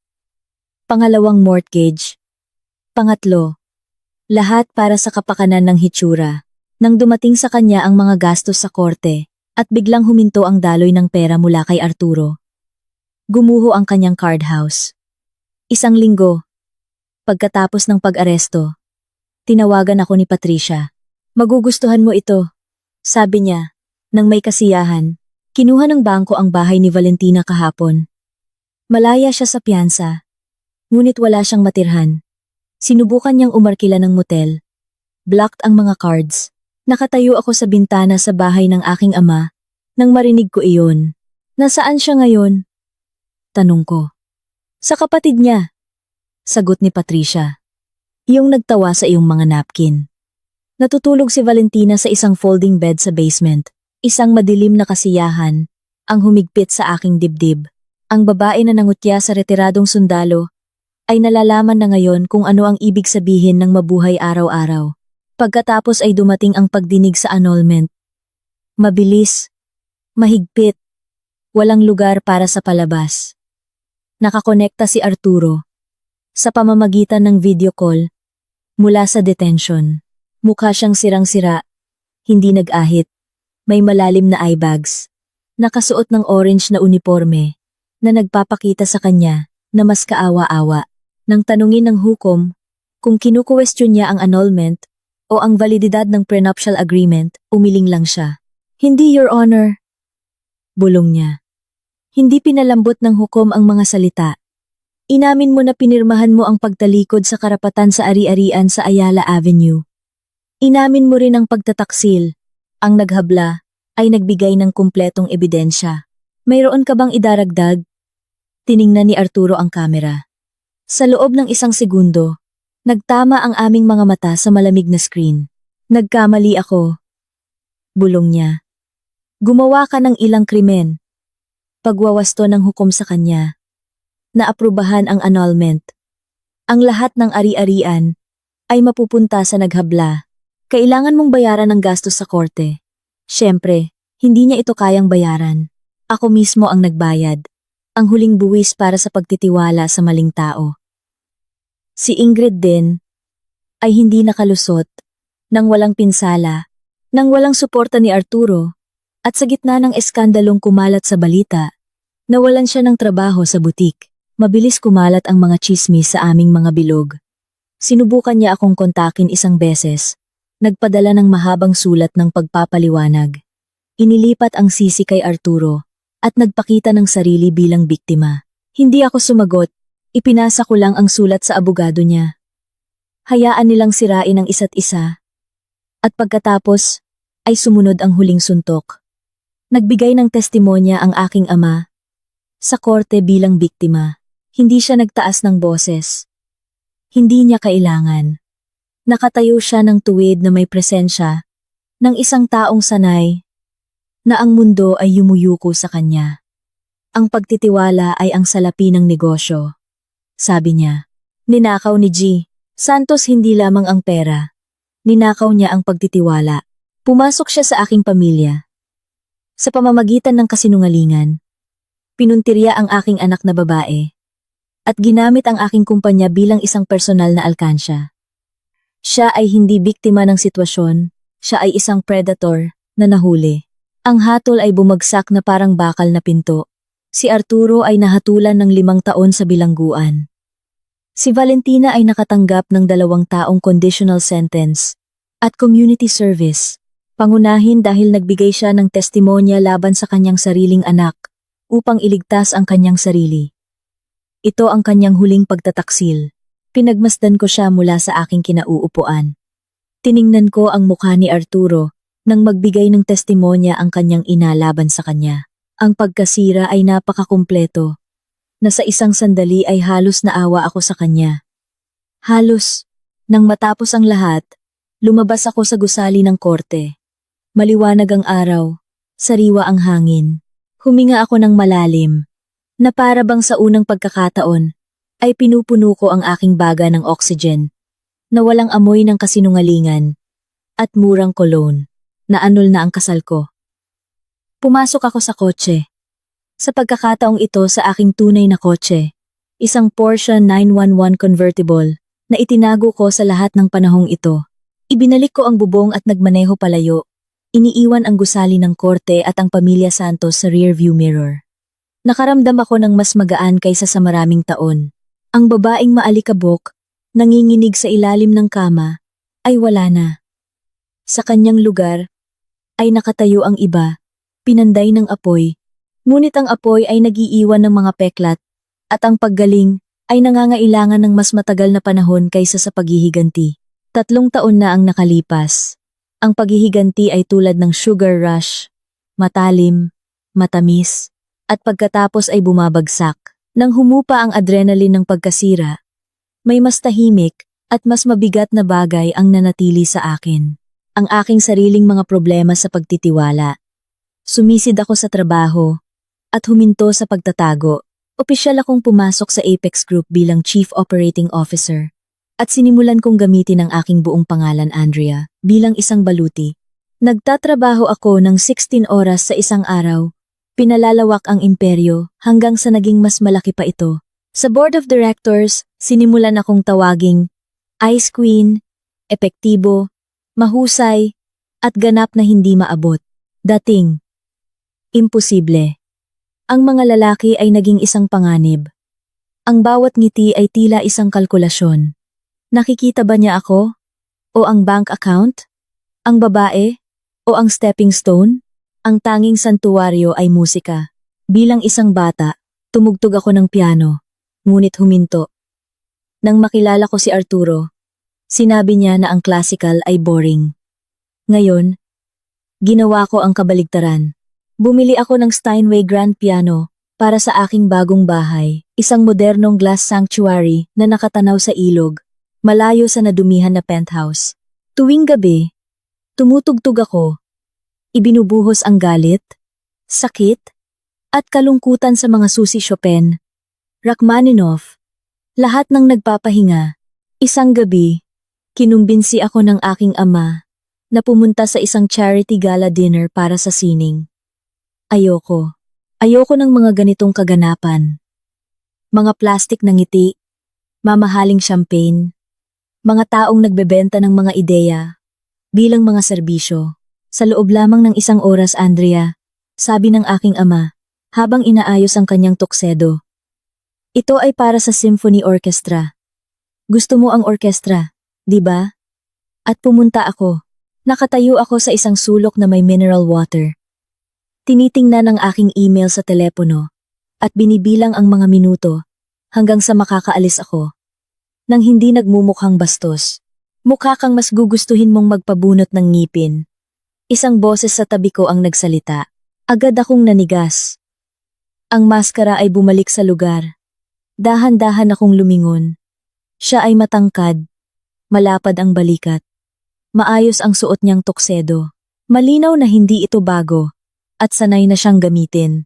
Ang kanyang madilim na buhok ay medyo gusot, at ang kanyang amber na mga mata ay mainit. Sa katunayan, malamig kong sagot. Mas gusto ko ang isang audit. Masyadong matagal ang root canals. Taimtim siyang tumawa, kaya nagkaroon ng mga kulubot sa dulo ng kanyang mga mata. Mateo San Juan, sabi niya. Iniaabot ang kanyang kamay. Arkitekto na nagdisenyo ng bagong pakpak ng museo. At ngayon ay nagtatago ako mula sa isang sponsor na gustong pag-usapan ang feng shui ng mga palikuran. Kinamayan ko siya. Ang kapit ay matatag, mainit, magaspang, may kalyo, ang mga kamay ng isang taong nagtatrabaho, at hindi lamang pumipirma ng mga tseke. Andrea, sabi ko lang. Andrea, ulit niya. Na para bang nilalasahan ang pangalan. Dahil nagtatago tayong dalawa. Gusto mo bang makita ang isang bagay na hindi ka panipaniwala? Ang acoustics ng pangunahing bulwagan. Kapag walang tao, hindi ka panipaniwala. Sa kabila ng pagiging praktikal, sinundan ko siya. Pumasok kami sa bulwagan sa panahon ng intermission. Ang entablado ay walang tao. Maliban sa isang grand piano na nakatayo ng mag-isa, na para bang naghihintay ng isang tao. Sige, sabi ni Mateo. Itinuro ang instrumento. Nakita ko ang iyong mga daliri nang tumugtog ang quartet. Ikaw ay tumutugtog, di ba? Huminto ako sandali. Hindi pa ako nakakatugtog sa publiko sa loob ng maraming taon. Walang publiko dito. Ngumiti siya. Ikaw lang. At ang mga multo ni Mozart. Umupo ako. Inilagay ang aking mga kamay sa mga susi. At inilabas ang lahat ng nakakulong sa loob. Isang nocturne, puno ng pagkalungkot, sakit, isang bagay na matagal nang masakit, bago ko pa man siya makilala. Ang musika ay pinuno ang walang laman na bulwagan. Ito ay sumasalamin sa kahoy, umakyat sa mga dingding, at bumalik sa isang mainit na eko. Pinikit ko ang aking mga mata, at nakalimutan ang lahat. Ang panlilinlang, ang kahihiyan, ang takot, ang piano at ako lamang ang umiral. Nang matapos ako, ang katahimikan ay naging makapal at maganda. Idinilat ko ang aking mga mata. Tinitingnan ako ni Mateo. Hindi ang dekorasyon, hindi ang damit, kundi ako, ang aking mukha, parang may nakakita sa wakas kung ano ang nasa loob. Ito. Simula niya. Ang kanyang boses ay naging makapal sa emosyon. Ito ang pinakamalungkot at pinakamagandang bagay na narinig ko kailanman. Sino ang labis na nanakit sa iyo? Andrea. Ang tanong ay tumama ng walang babala. Bigla akong tumayo, na para bang uminit ang sahig. Hindi mo iyan negosyo. Matalim kong sagot. Muling bumalik sa lugar ang mga pader. Kailangan ko nang umalis. Teka! Naabutan niya ako sa mga baitang ng entablado. Hayaan mo akong imbitahan ka sa hapunan. Isang tunay na hapunan. Hindi ang mga miniature canapé na ito. Hindi, sabi ko. Pinabilis ang aking lakad. Hindi kita iniimbitahan sa date. Sagot niya. Halos tumakbo. Para makahabol. Hinihiling ko na makilala ang isang taong kayang paiyakin ang piano. Huminto ako. Atalaama ka atalala ko. Banlaaba atalala ko. Tiningnan ko siya sa mata. Mukha siyang tapat. Ngunit tapat din si Arturo. Kinuha ni Arturo ang aking maruming wallet. Ginawa niya ang tamang bagay ng daan-daang beses. Hanggang sa huminto siya. Hindi ko kaya, bulong ko. Hindi ko talaga kaya. Umalis ako sa gabing iyon. Tulad ni Cinderella. Ngunit sa halip na isang basag na tsinelas, nag-iwan ako ng unang bitak sa aking baluti. Hindi sumuko si Mateo. Hindi siya nagpadala ng bulaklak. Hindi siya nagpadala ng alahas. Kinabukasan, may dumating na package sa aking opisina. Isang bihirang koleksyon ng mga nota. Mga nakalimutang obra ng mga babaeng kompositor noong ika-19 na siglo. Ang tala ay nagsasaad. Para sa musikang walang kondisyon. Dinadaanan ko ang mga salitang ito gamit ang aking daliri. Walang kondisyon. At sa unang pagkakataon sa mahabang panahon, naisip ko, marahil lang, kaya kong luwagan ng kahit isang buckle. Kinailangan niya ng 6 na buwan upang ako'y kumbinsihin na sumang-ayon sa isang tunay na hapunan. 6 na buwan ng kape. Mga usapan tungkol sa arkitektura, engineering, tungkol sa mga totoong bagay. 6 na buwan kung saan paulit-ulit niyang pinatunayan na hindi niya hinahabol ang aking apelido. Sa unang 3 buwan, hindi niya alam kung sino ang aking ama. Akala niya isa lang akong top manager. At nang sa wakas ay nalaman niya na ako si Andrea Valderrama, ang tagapagmana ng Apex Group. Hindi siya natuwa. Nagalit siya. Ayos. Unggol niya, habang nakasubsob ang noo sa lamesa ng cafe. Ngayon, kailangan kong mag-alala. Naiisipin ng lahat na ako ay isang money hunter. May ideya ka ba kung gaano kahirap bumili ng regalo sa kaarawan para sa isang babae na kayang bumili ng isang buong bansa? Hindi ko kailangan ng mga regalo, sabi ko. Maingat na pinagmamasdan siya. Makakatanggap ka ng isang gawang kamay na bahay ibon, bulong niya. Dahil iyon lang ang kaya kong gawin mismo, at hindi mo kayang bilhin. At ginawa niya ang isang bahay ibon para sa akin. Ito ay medyo kurbado. Hindi pantay ang pintura. At gayon paman, Inilagay ko ito sa mantelpiece, sa tabi ng mga bagay na napakamahal na. Sa tabi nito, biglang nawalan ng halaga ang mga ito. Ang maliit na bahay ibon na iyon, ang naging pinakamahalagang bagay sa silid. Ang tunay na pagsubok ay naghintay sa akin nang iminungkahi niya na ipakilala ako sa kanyang pamilya. Natakot ako. Inaasahan kong makita ang isa pang Valentina. Inaasahan ko ang paghuhusga na tinakpan ng ngiti o panunukso na may nakatagong intensyon. Ngunit ang pamilya ni Mateo ay nakatira sa isang maingay at magulo na bahay sa labas ng lungsod. Ang kanyang ina ay dating guro. Ang kanyang ama ay isang mekaniko ng kotse. Pinutol nila ang isa't isa. Sabay-sabay silang nagsasalita. Malakas na tumatawa. At nagyayapos na. Para bang ang pag-ibig ay ang pinakakaraniwang bagay sa mundo. Aba, ikaw pala si Andrea. Ang nagpepiano. Sigaw ni Tita Maria. Habang niyayakap ako. Amoy kanela at fabric conditioner. Mateo, sa wakas ay pumili ka ng isang mas matalino kaysa sa iyong sarili. Panahon na. Dagdag ng isang tao na tumatawa. Nagsimula na kaming mag-alala.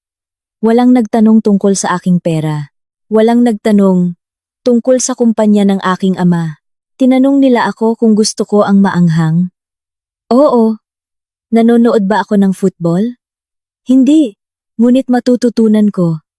At gusto ko bang makita ang mga larawan ni Mateo na walang saplot sa banyo noong sanggol siya? Oo, syempre. Ito ay normal. Ito ay ang buhay na hindi ipinangako ni Arturo at hindi kailanman ibinigay. At gayon paman, ang multo ni Arturo ay hindi ako iniwan. Palagi akong naghihintay ng pagtama. Naghihintay ako na humingi ng utang si Mateo o napag-usapan ng kanyang ina ang isang deal sa negosyo. Hindi ito nangyari. Dumating ang turning point pagkatapos ng isang taon ng aming relasyon. Inatake sa puso ang aking ama. Wasak ako. Nagpabalik-balik ako sa koridor ng ospital na parang isang nahuling hayop. Takot na mawala ang huling suporta sa aking buhay. Sinubukan kong itulak si Mateo. Umuwi ka na. Sabi ko sa kanya, hindi mo kailangang manatili dito. Mahaba ang gabi. Hey, Andrea. Malumanay niyang sagot. Pinaupo niya ako sa isang upuan. Isinabit ang kanyang jacket. Sa aking mga balikat, pumunta sa vending machine at bumalik na may kakilakilabot na kape at umupo siya sa tabi ko. Hawak ang aking kamay sa loob ng 12 oras ng tuloy-tuloy. Hindi siya tumitingin sa telepono, hindi nagrereklamo, hindi ginagawa ang lahat para sa kanyang sarili. Nandyan lang siya. Nang magising ang aking ama, nalito at nagrereklamo. Si Mateo ang unang nagbiro.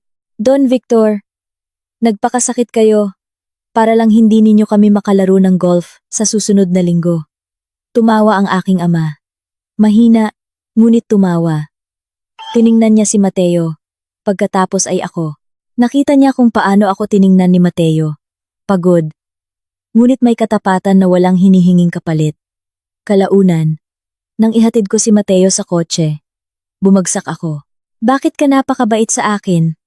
Tanong ko habang lumuluha. Komplikado ako. Hindi ako mapagkakatiwalaan. Basag ako. Huminto si Mateo. Hinawakan ako sa balikat at tiningnan ako sa mata. Hindi ka basag, Andrea. Ikaw ay nakaligtas. Ikaw ang pinakamalakas na babae na kilala ko. At mahal kita. Hindi ang tagapagmana. Hindi ang direktor. Patuloy niya. Mahal ko ang babae na nagtatago sa ilalim ng kama para biruin ang kanyang asawa. Dahil mayroon siyang mapaglarong puso.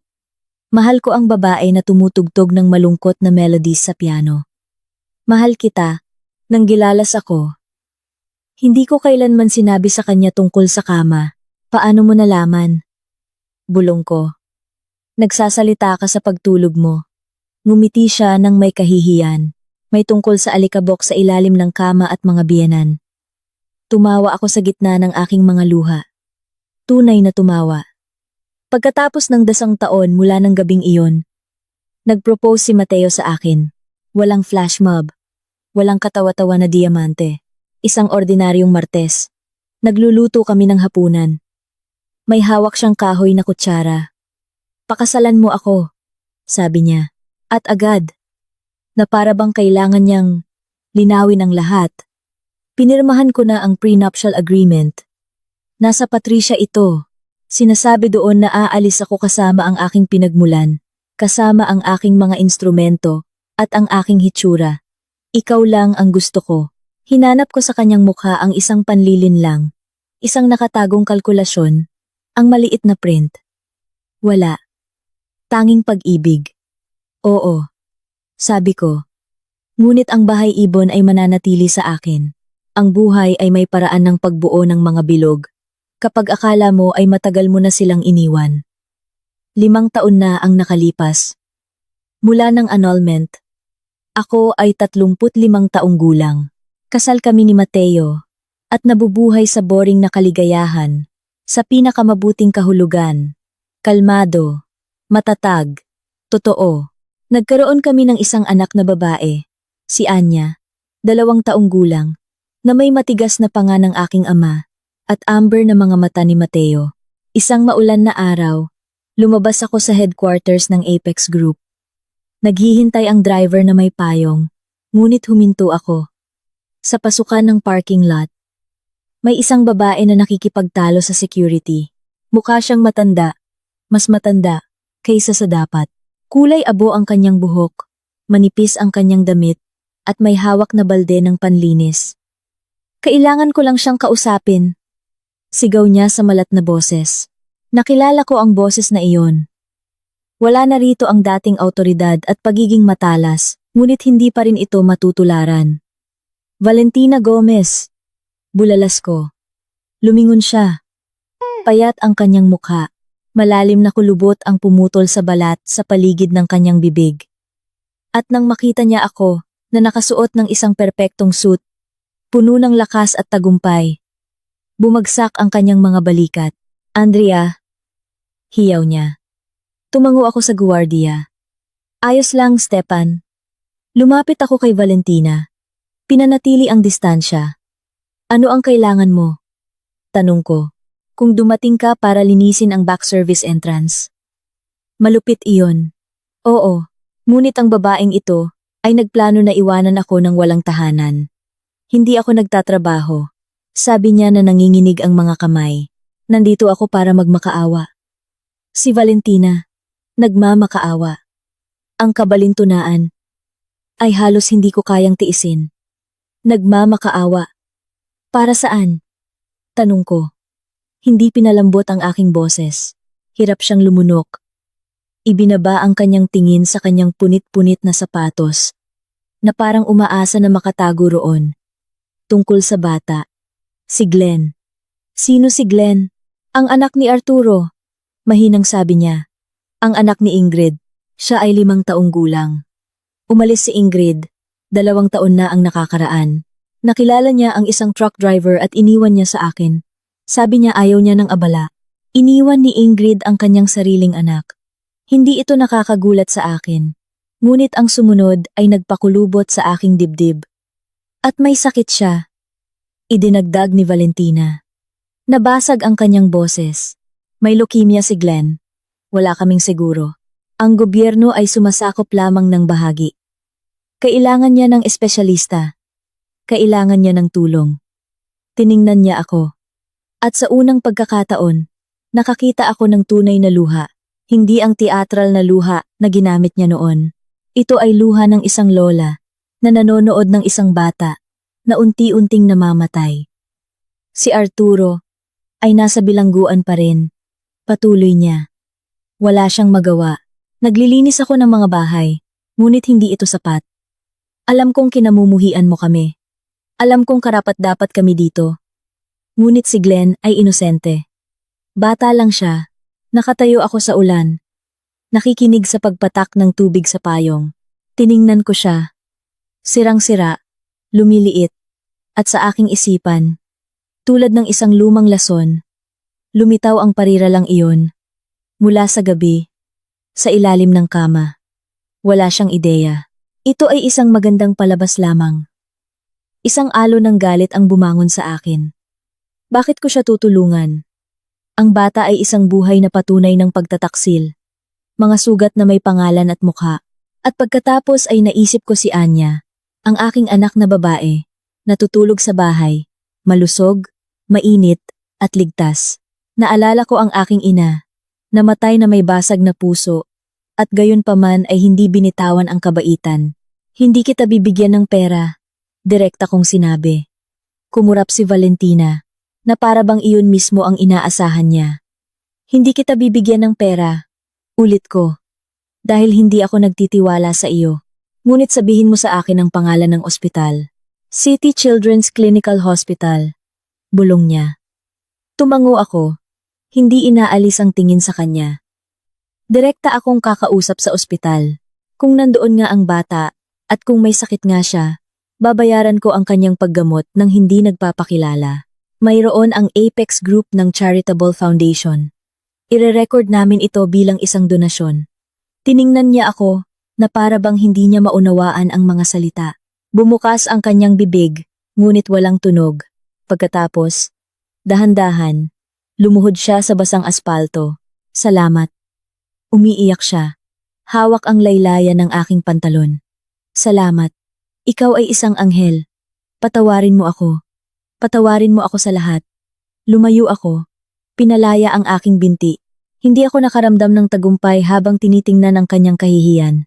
Tanging isang mapait na awa. Tumayo ka, Valentina, sabi ko. Hindi ako anghel. Ako ay isang ina lamang. At tungkol kay Arturo, walang sinabi. Ayoko siyang malaman. Pinunasan niya ang kanyang ilong ng kanyang manggas. Nagtatanong siya tungkol sa iyo. Nagsusulat ng mga liham. Hindi mo kailanman sinasagot. Sinusunog ko ang mga ito. Sagot ko. Tumalikod ako. Paalam, Valentina. Naglakad ako papunta sa kotse. At nang umupo ako sa leather seat, may bumitiw sa loob ko. Hindi ito pagpapatawad. Ito ay iba. Ang katiyakan na hindi ko hahayaan ang kanilang kadiliman. Nalasonin ako. Nang gabing iyon, niyakap ko si Anya, nang bahagyang mas mahigpit kaysa sa karaniwan. Naramdaman kong sapat na iyon, na ang bilog ay nagsara, ngunit ang universo ay mayroon pang isang card na natitira, at ito ay matalim. Isang buwan pagkatapos kong sumang-ayon na bayaran ang paggamot ni Glenn, nakatanggap ako ng abiso mula sa correctional service. Naghiling si Arturo ng pagpupulong. Karaniwan, ay itinatapon ko ang mga sulat na iyon. Nang hindi binubuksan, ngunit may nakakabit na sulat kamay. Isang nakababahalang sulat, na nagpatindig ng aking balahibo, tungkol kay Glenn, at kung bakit hindi ka kailanman nagbuntis. Kailangan mong malaman ito. Nanlamig ang aking dugo. Sa panahon ng aming kasal, at matagal bago iyon, hindi kami kailanman gumamit ng proteksyon. Gusto ko ng anak. Buwan-buwan akong umiiyak, kapag negatibo na naman ang pregnancy test. Hinahaplos ni Arturo ang aking buhok, at sinasabing, mangyayari ang lahat sa tamang panahon. Pumunta ako sa maximum security prison. Abuhin ng mga pader. Amoy ng matapang na panlinis at kawalan ng pag-asa. Umupo ako sa harap ng makapal na salamin. Dinala nila siya. Mukhang tumanda si Arturo ng 20 taon, na panipis na buhok, maputlang balat, at halatang paika-ika maglakad. Nawala ang kanyang kayabangan. Ang natira na lang ay isang nakayukong figura ng pagkatalo. Kinuha niya ang telepono. Kinuha ko rin ang akin. Andrea, paus niyang sinabi. Napakaganda mo. Masaya ako, Arturo. Sagot ko. Naging taong hindi mo kailanman ginustong maging ako. Alam ko ang tungkol kay Glenn. Sinabi sa akin ng iyong ina. Ginawa ko ito para sa bata. Hindi para sa iyo. Tumango siya. Hindi nakipagtalo. Alam ko. Wala akong gaanong oras. Pumunta ako para sabihin sa iyo ang isang bagay. Hindi sapat ang paghingi ng tawad, ngunit kailangan kong linisin ang aking konsensya. Huminga siya ng malalim. Humigpit ang hawak ko sa telepono. Oo, hindi ka baog, Andrea, sabi niya. Pinilit ako ng aking ina. Tila naiwan ng hangin sa aking dibdib. Anong ginawa? Lumunok siya. na parang kinakamot siya ng mga salita mula sa loob. Dinudurog niya ang mga emergency contraceptive pills at inihahalo ang mga ito sa iyong mga smoothie. Yung mga ginagawa niya tuwing linggo. O kaya pinapalitan niya ang iyong mga bitamina ng mga pekeng tableta. Umikot ang silid. Ang sahig ay tila gumagalaw ng mabagal at nakakahilo. Bakit? Bulong ko. Dahil sinabi niya, kung mabubuntis ka, mas magiging mahirap ang diborsiyo. Sagot niya. Ang bata ay magtatali sa atin ng 18 taon. Gusto niya ng malinis na paghihiwalay. Pagkatapos makuha ang penthouse, huminto siya. At ang sumunod na sinabi niya ay mas malala pa. At sinabi niya na hindi tayo maaaring makipagsapalaran na magkaroon ng anak na may halong genes mo sa aming lahi. Gusto niya si Ingrid ang magluwal ng tagapagmana. Sinakluban ako ng matinding pagduduwal na halos himatayin ako. Hindi lang iyon kasakiman, iyon ay pandarahas.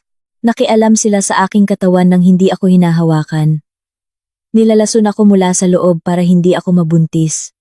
Habang umiiyak ako sa balikat ni Arturo. Dahil sa kawalan ko ng kakayahang magkaanak, nag-init ang aking mga mata hindi dahil sa lungkot, kundi dahil sa matinding galit. At hinayaan mong mangyari iyon? Singhal ko. Hinayaan mo silang gawin iyon sa akin. Umiyak si Arturo. Naging mahina ako. Natakot ako sa kanya. At naging sakim ako. Patawarin mo ako, Andrea. Pero tingnan mo. Isa itong biyaya, hindi ba? Isipin mo. Kung nagkaroon tayo ng anak, matatali ka na sa akin habang buhay. Pero ngayon, malaya ka na. May iba ka ng buhay. Tama siya sa pinakamasakit at pinakabaluktot na kahulugan.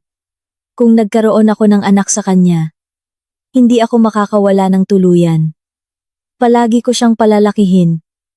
Kasama ng isang kriminal, si Valentina Gomez, ay habang buhay na mananatili sa aking buhay. At ang aking anak na si Anya ay hindi kailanman isisilang. Tama ka, sabi ko sa nanginginig na boses. Isa itong biyaya. Dahil ang mga anak ko ay kailanman hindi magkakaroon ng kahit isang patak ng iyong bulok na dugo. Tumayo ako. Andrea, teka. Sigaw niya. Sa loob ng 20 taon ay magkakaroon ako ng parol. Pwede ka bang magsabi ng magagandang bagay tungkol sa akin? Tutal tinulungan mo naman si Glenn. Tiningnan ko siya mula sa kabilang panig ng salamin. Ang kanyang kakapalan ng mukha ay nagpatawa sa akin ng isang walang lamang halakhak. Tinulungan ko si Glenn dahil isa siyang inosenteng bata. Sabi ko, ikaw ay isang nasa hustong gulang na lalaki na hinayaang lasonin ang sarili niyang asawa. Wala akong sasabihing maganda tungkol sa iyo. Higit pa rito, ipapadala ko ang recording ng pag-uusap na ito sa parole board. Sana mabulok ka rito. Ibinagsak ko ang telepono. Lumabas ako ng bilangguan at tumama sa akin ang sikat ng araw na parang isang sampal. Naglakad-lakad ako nang walang patutunguhan hanggang sa makarating ako sa isang upuan sa parking lot at doon ako bumagsak. Umiyak ako para sa sanggol na inakala kong imposible. Umiyak ako dahil sa pang-aabuso.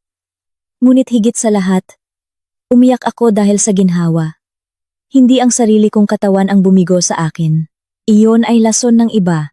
Natagpuan ako ni Mateo kinalaunan. Tinawagan ko siya dahil hindi ko kayang magmaneho. Niyakap niya ako habang ako'y nanginginig. Hindi na nila ulit magagawang saktan ka pa, pangako niya. At sa unang pagkakataon, naniwala ako sa kanya. Lumabas na ang lihim. Ang lason ay tuluyan ng naalis. At sa wakas ay naramdaman kong malinis na ako. Makalipas ang 10 taon, ang Apex Group ay naging isang pandaigdigang conglomerate. Ako ang naging CEO. Pumanaw ang aking ama. 1 taon na ang nakalipas. Nang mapayapa, sa kanyang pagtulog, sa kanyang burol, ay dumalo ang mga senador, mga kakumpetensya, at libo-libong empleyado na gumagalang sa kanya. At ako ang nasa timon, hindi na ako ang babaeng nagtatago sa ilalim ng kama. Ako ay naging isang taong kayang kontrolin ang isang buong silid sa isang tingin lang. 12 taon na kaming kasal ni Mateo. Mayroon kaming 2 anak, si Anya, 17 taong gulang, at ang aming anak, na lalaking si Paolo, 10 taong gulang. Nakaupo kami sa terasa ng aming rest house sa Tagaytay. Ito ay isang kakaibang tahimik na araw, isa sa mga araw na tila mapanlinlang na payapa. Ma, sabi ni Anya, hindi inaalis ang tingin sa kanyang telepono. Siya ay maganda, matalino, at may pagkaromantika na nananakot sa akin dahil masyado siyang nagpapaalala sa aking sarili noong aking kabataan. Pwede ko bang imbitahan si Carlo ngayong weekend? Si Carlo ang bago niyang nobyo, kapitan ng basketball team. Kaakit-akit. Masyadong kaakit-akit. Mabilis kaming nagkatinginan ni Mateo. Yung parehong lalaking nakalimutan ng wallet nang magpunta kayo sa sinehan noong nakaraang linggo? Tanong ko, makakalimutin lang siya. Pagtatanggol ni Anya. Napakabait niya. Sabi niya. Gusto niya na hindi ako mukhang pera tulad ng ibang babae. Tumunog ang lahat ng alarma sa utak ko. Gusto niya na hindi ako mukhang pera. Ang parehong linya, ang mismong linyang ginagamit ng mga maninila sa simula. Imbitahan mo siya, sabi ko. Gusto ko siyang makilala ng mas mabuti. Pinisil ni Mateo ang aking tuhod sa ilalim ng mesa. Naintindihan niya ang lahat ng walang salita. Wala akong balak na ipagbawal ang anuman. Ako ay magmamasid. Susuriin siya. Nang dumating si Carlo ng weekend na iyon, magalang siya, masyadong magalang. Pinuri niya ang aming bahay, mga kotse, mga likhang sining, at lalong naging magiliw kay Mateo. Nagtatanong tungkol sa architectural firm nang may labis na interes sa profit margin, sa mga numero, at kung paano tumatakbo ang negosyo. Sa oras ng hapunan, nagpa siya akong gumawa ng isang eksperimento. Carlo, sabi ko, na parang kaswal lang. Sabi ni Anya, naghahanap ka raw ng summer internship. Opo, Tita Andrea. Ngumiti siya. Nagpapakita ng kanyang perpektong mga ngipin. Ikalulugod ko po sanang matuto. Mula sa pinakamagagaling. Marahil sa Apex Group. Kung ganon. Sabi ko, meron kaming bakante ngayon. Fieldwork. Pagbuhos ng semento. Simula alas 5 ng umaga. Minimum wage. Pero humuhubog ng pagkatao. Kung mapapatunayan mo ang sarili mo. Sa susunod na tag-init, mag-uusap tayo tungkol sa opisina. Maingat akong nagmasid. Nanginig ang kanyang ngiti. Nawala ang kislap sa kanyang mga mata. Ah, sabi niya. Tinitikhap ang kanyang lalamunan. Naisip ko po sana ay sa strategy o marketing. Hindi po talaga ako pang physical labor. Ang estratehiya ay itinatayo rin mula ibaba pataas. Dagdag ni Mateo. Humihigop ng alak. 3 taon akong nagbuhat ng mga materyales bago ako humawak ng mga blueprint. Tiningnan ni Carlo si Anya na may halong gulat at inis. Babe, hindi ba't sinabi mong kayang ibigay ng mama mo ang mas magandang posisyon para sa akin? Ang pagbubuhos ng semento ay medyo mababa sa aking antas, hindi ba? Natigilan si Anya. At doon bumagsak sa mesa ang boses ng aking ama na parang isang bato. Mababa sa antas mo. Nagbuhos ako ng semento.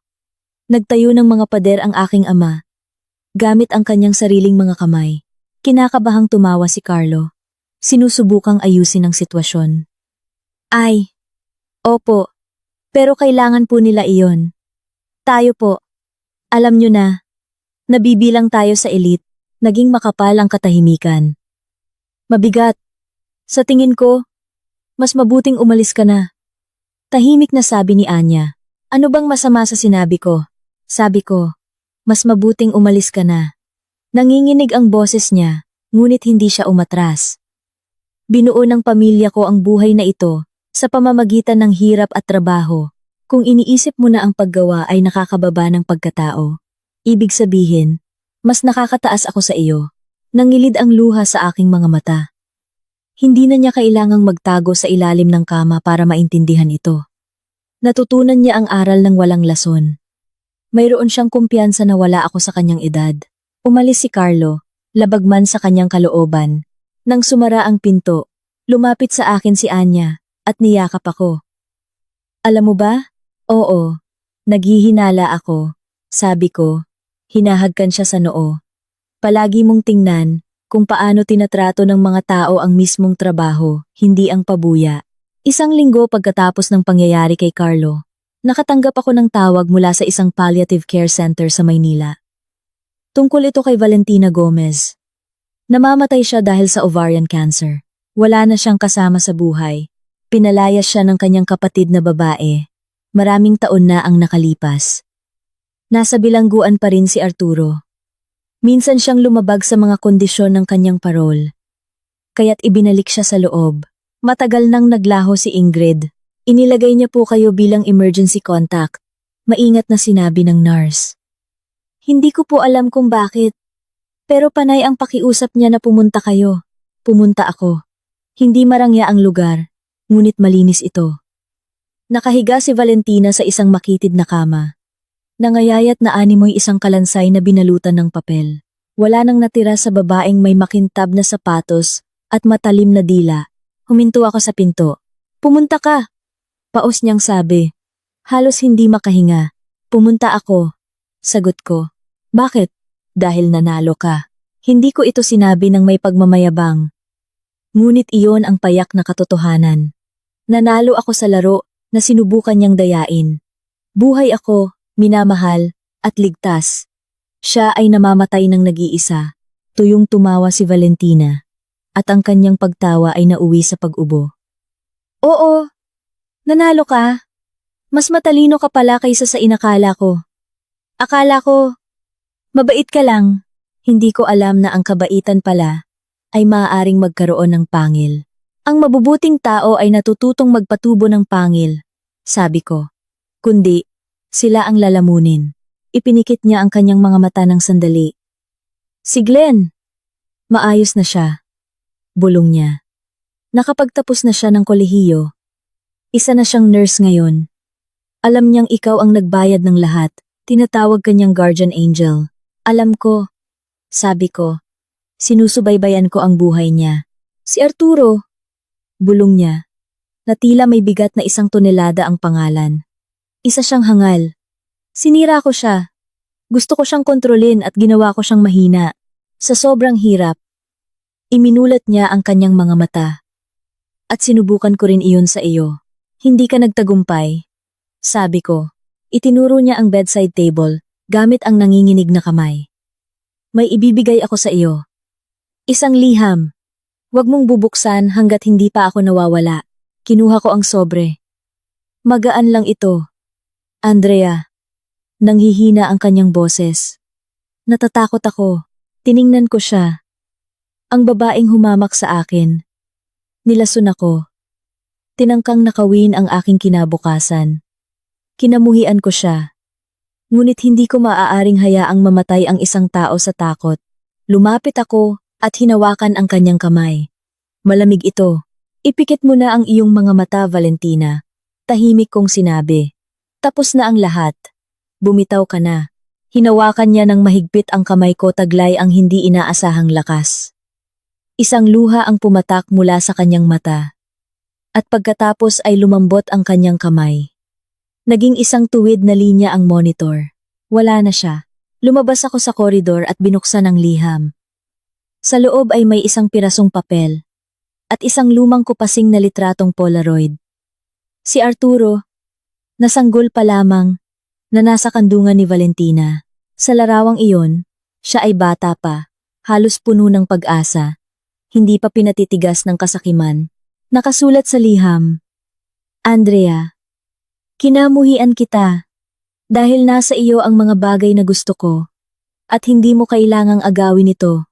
Mula sa buhay, mayroon kang liwanag.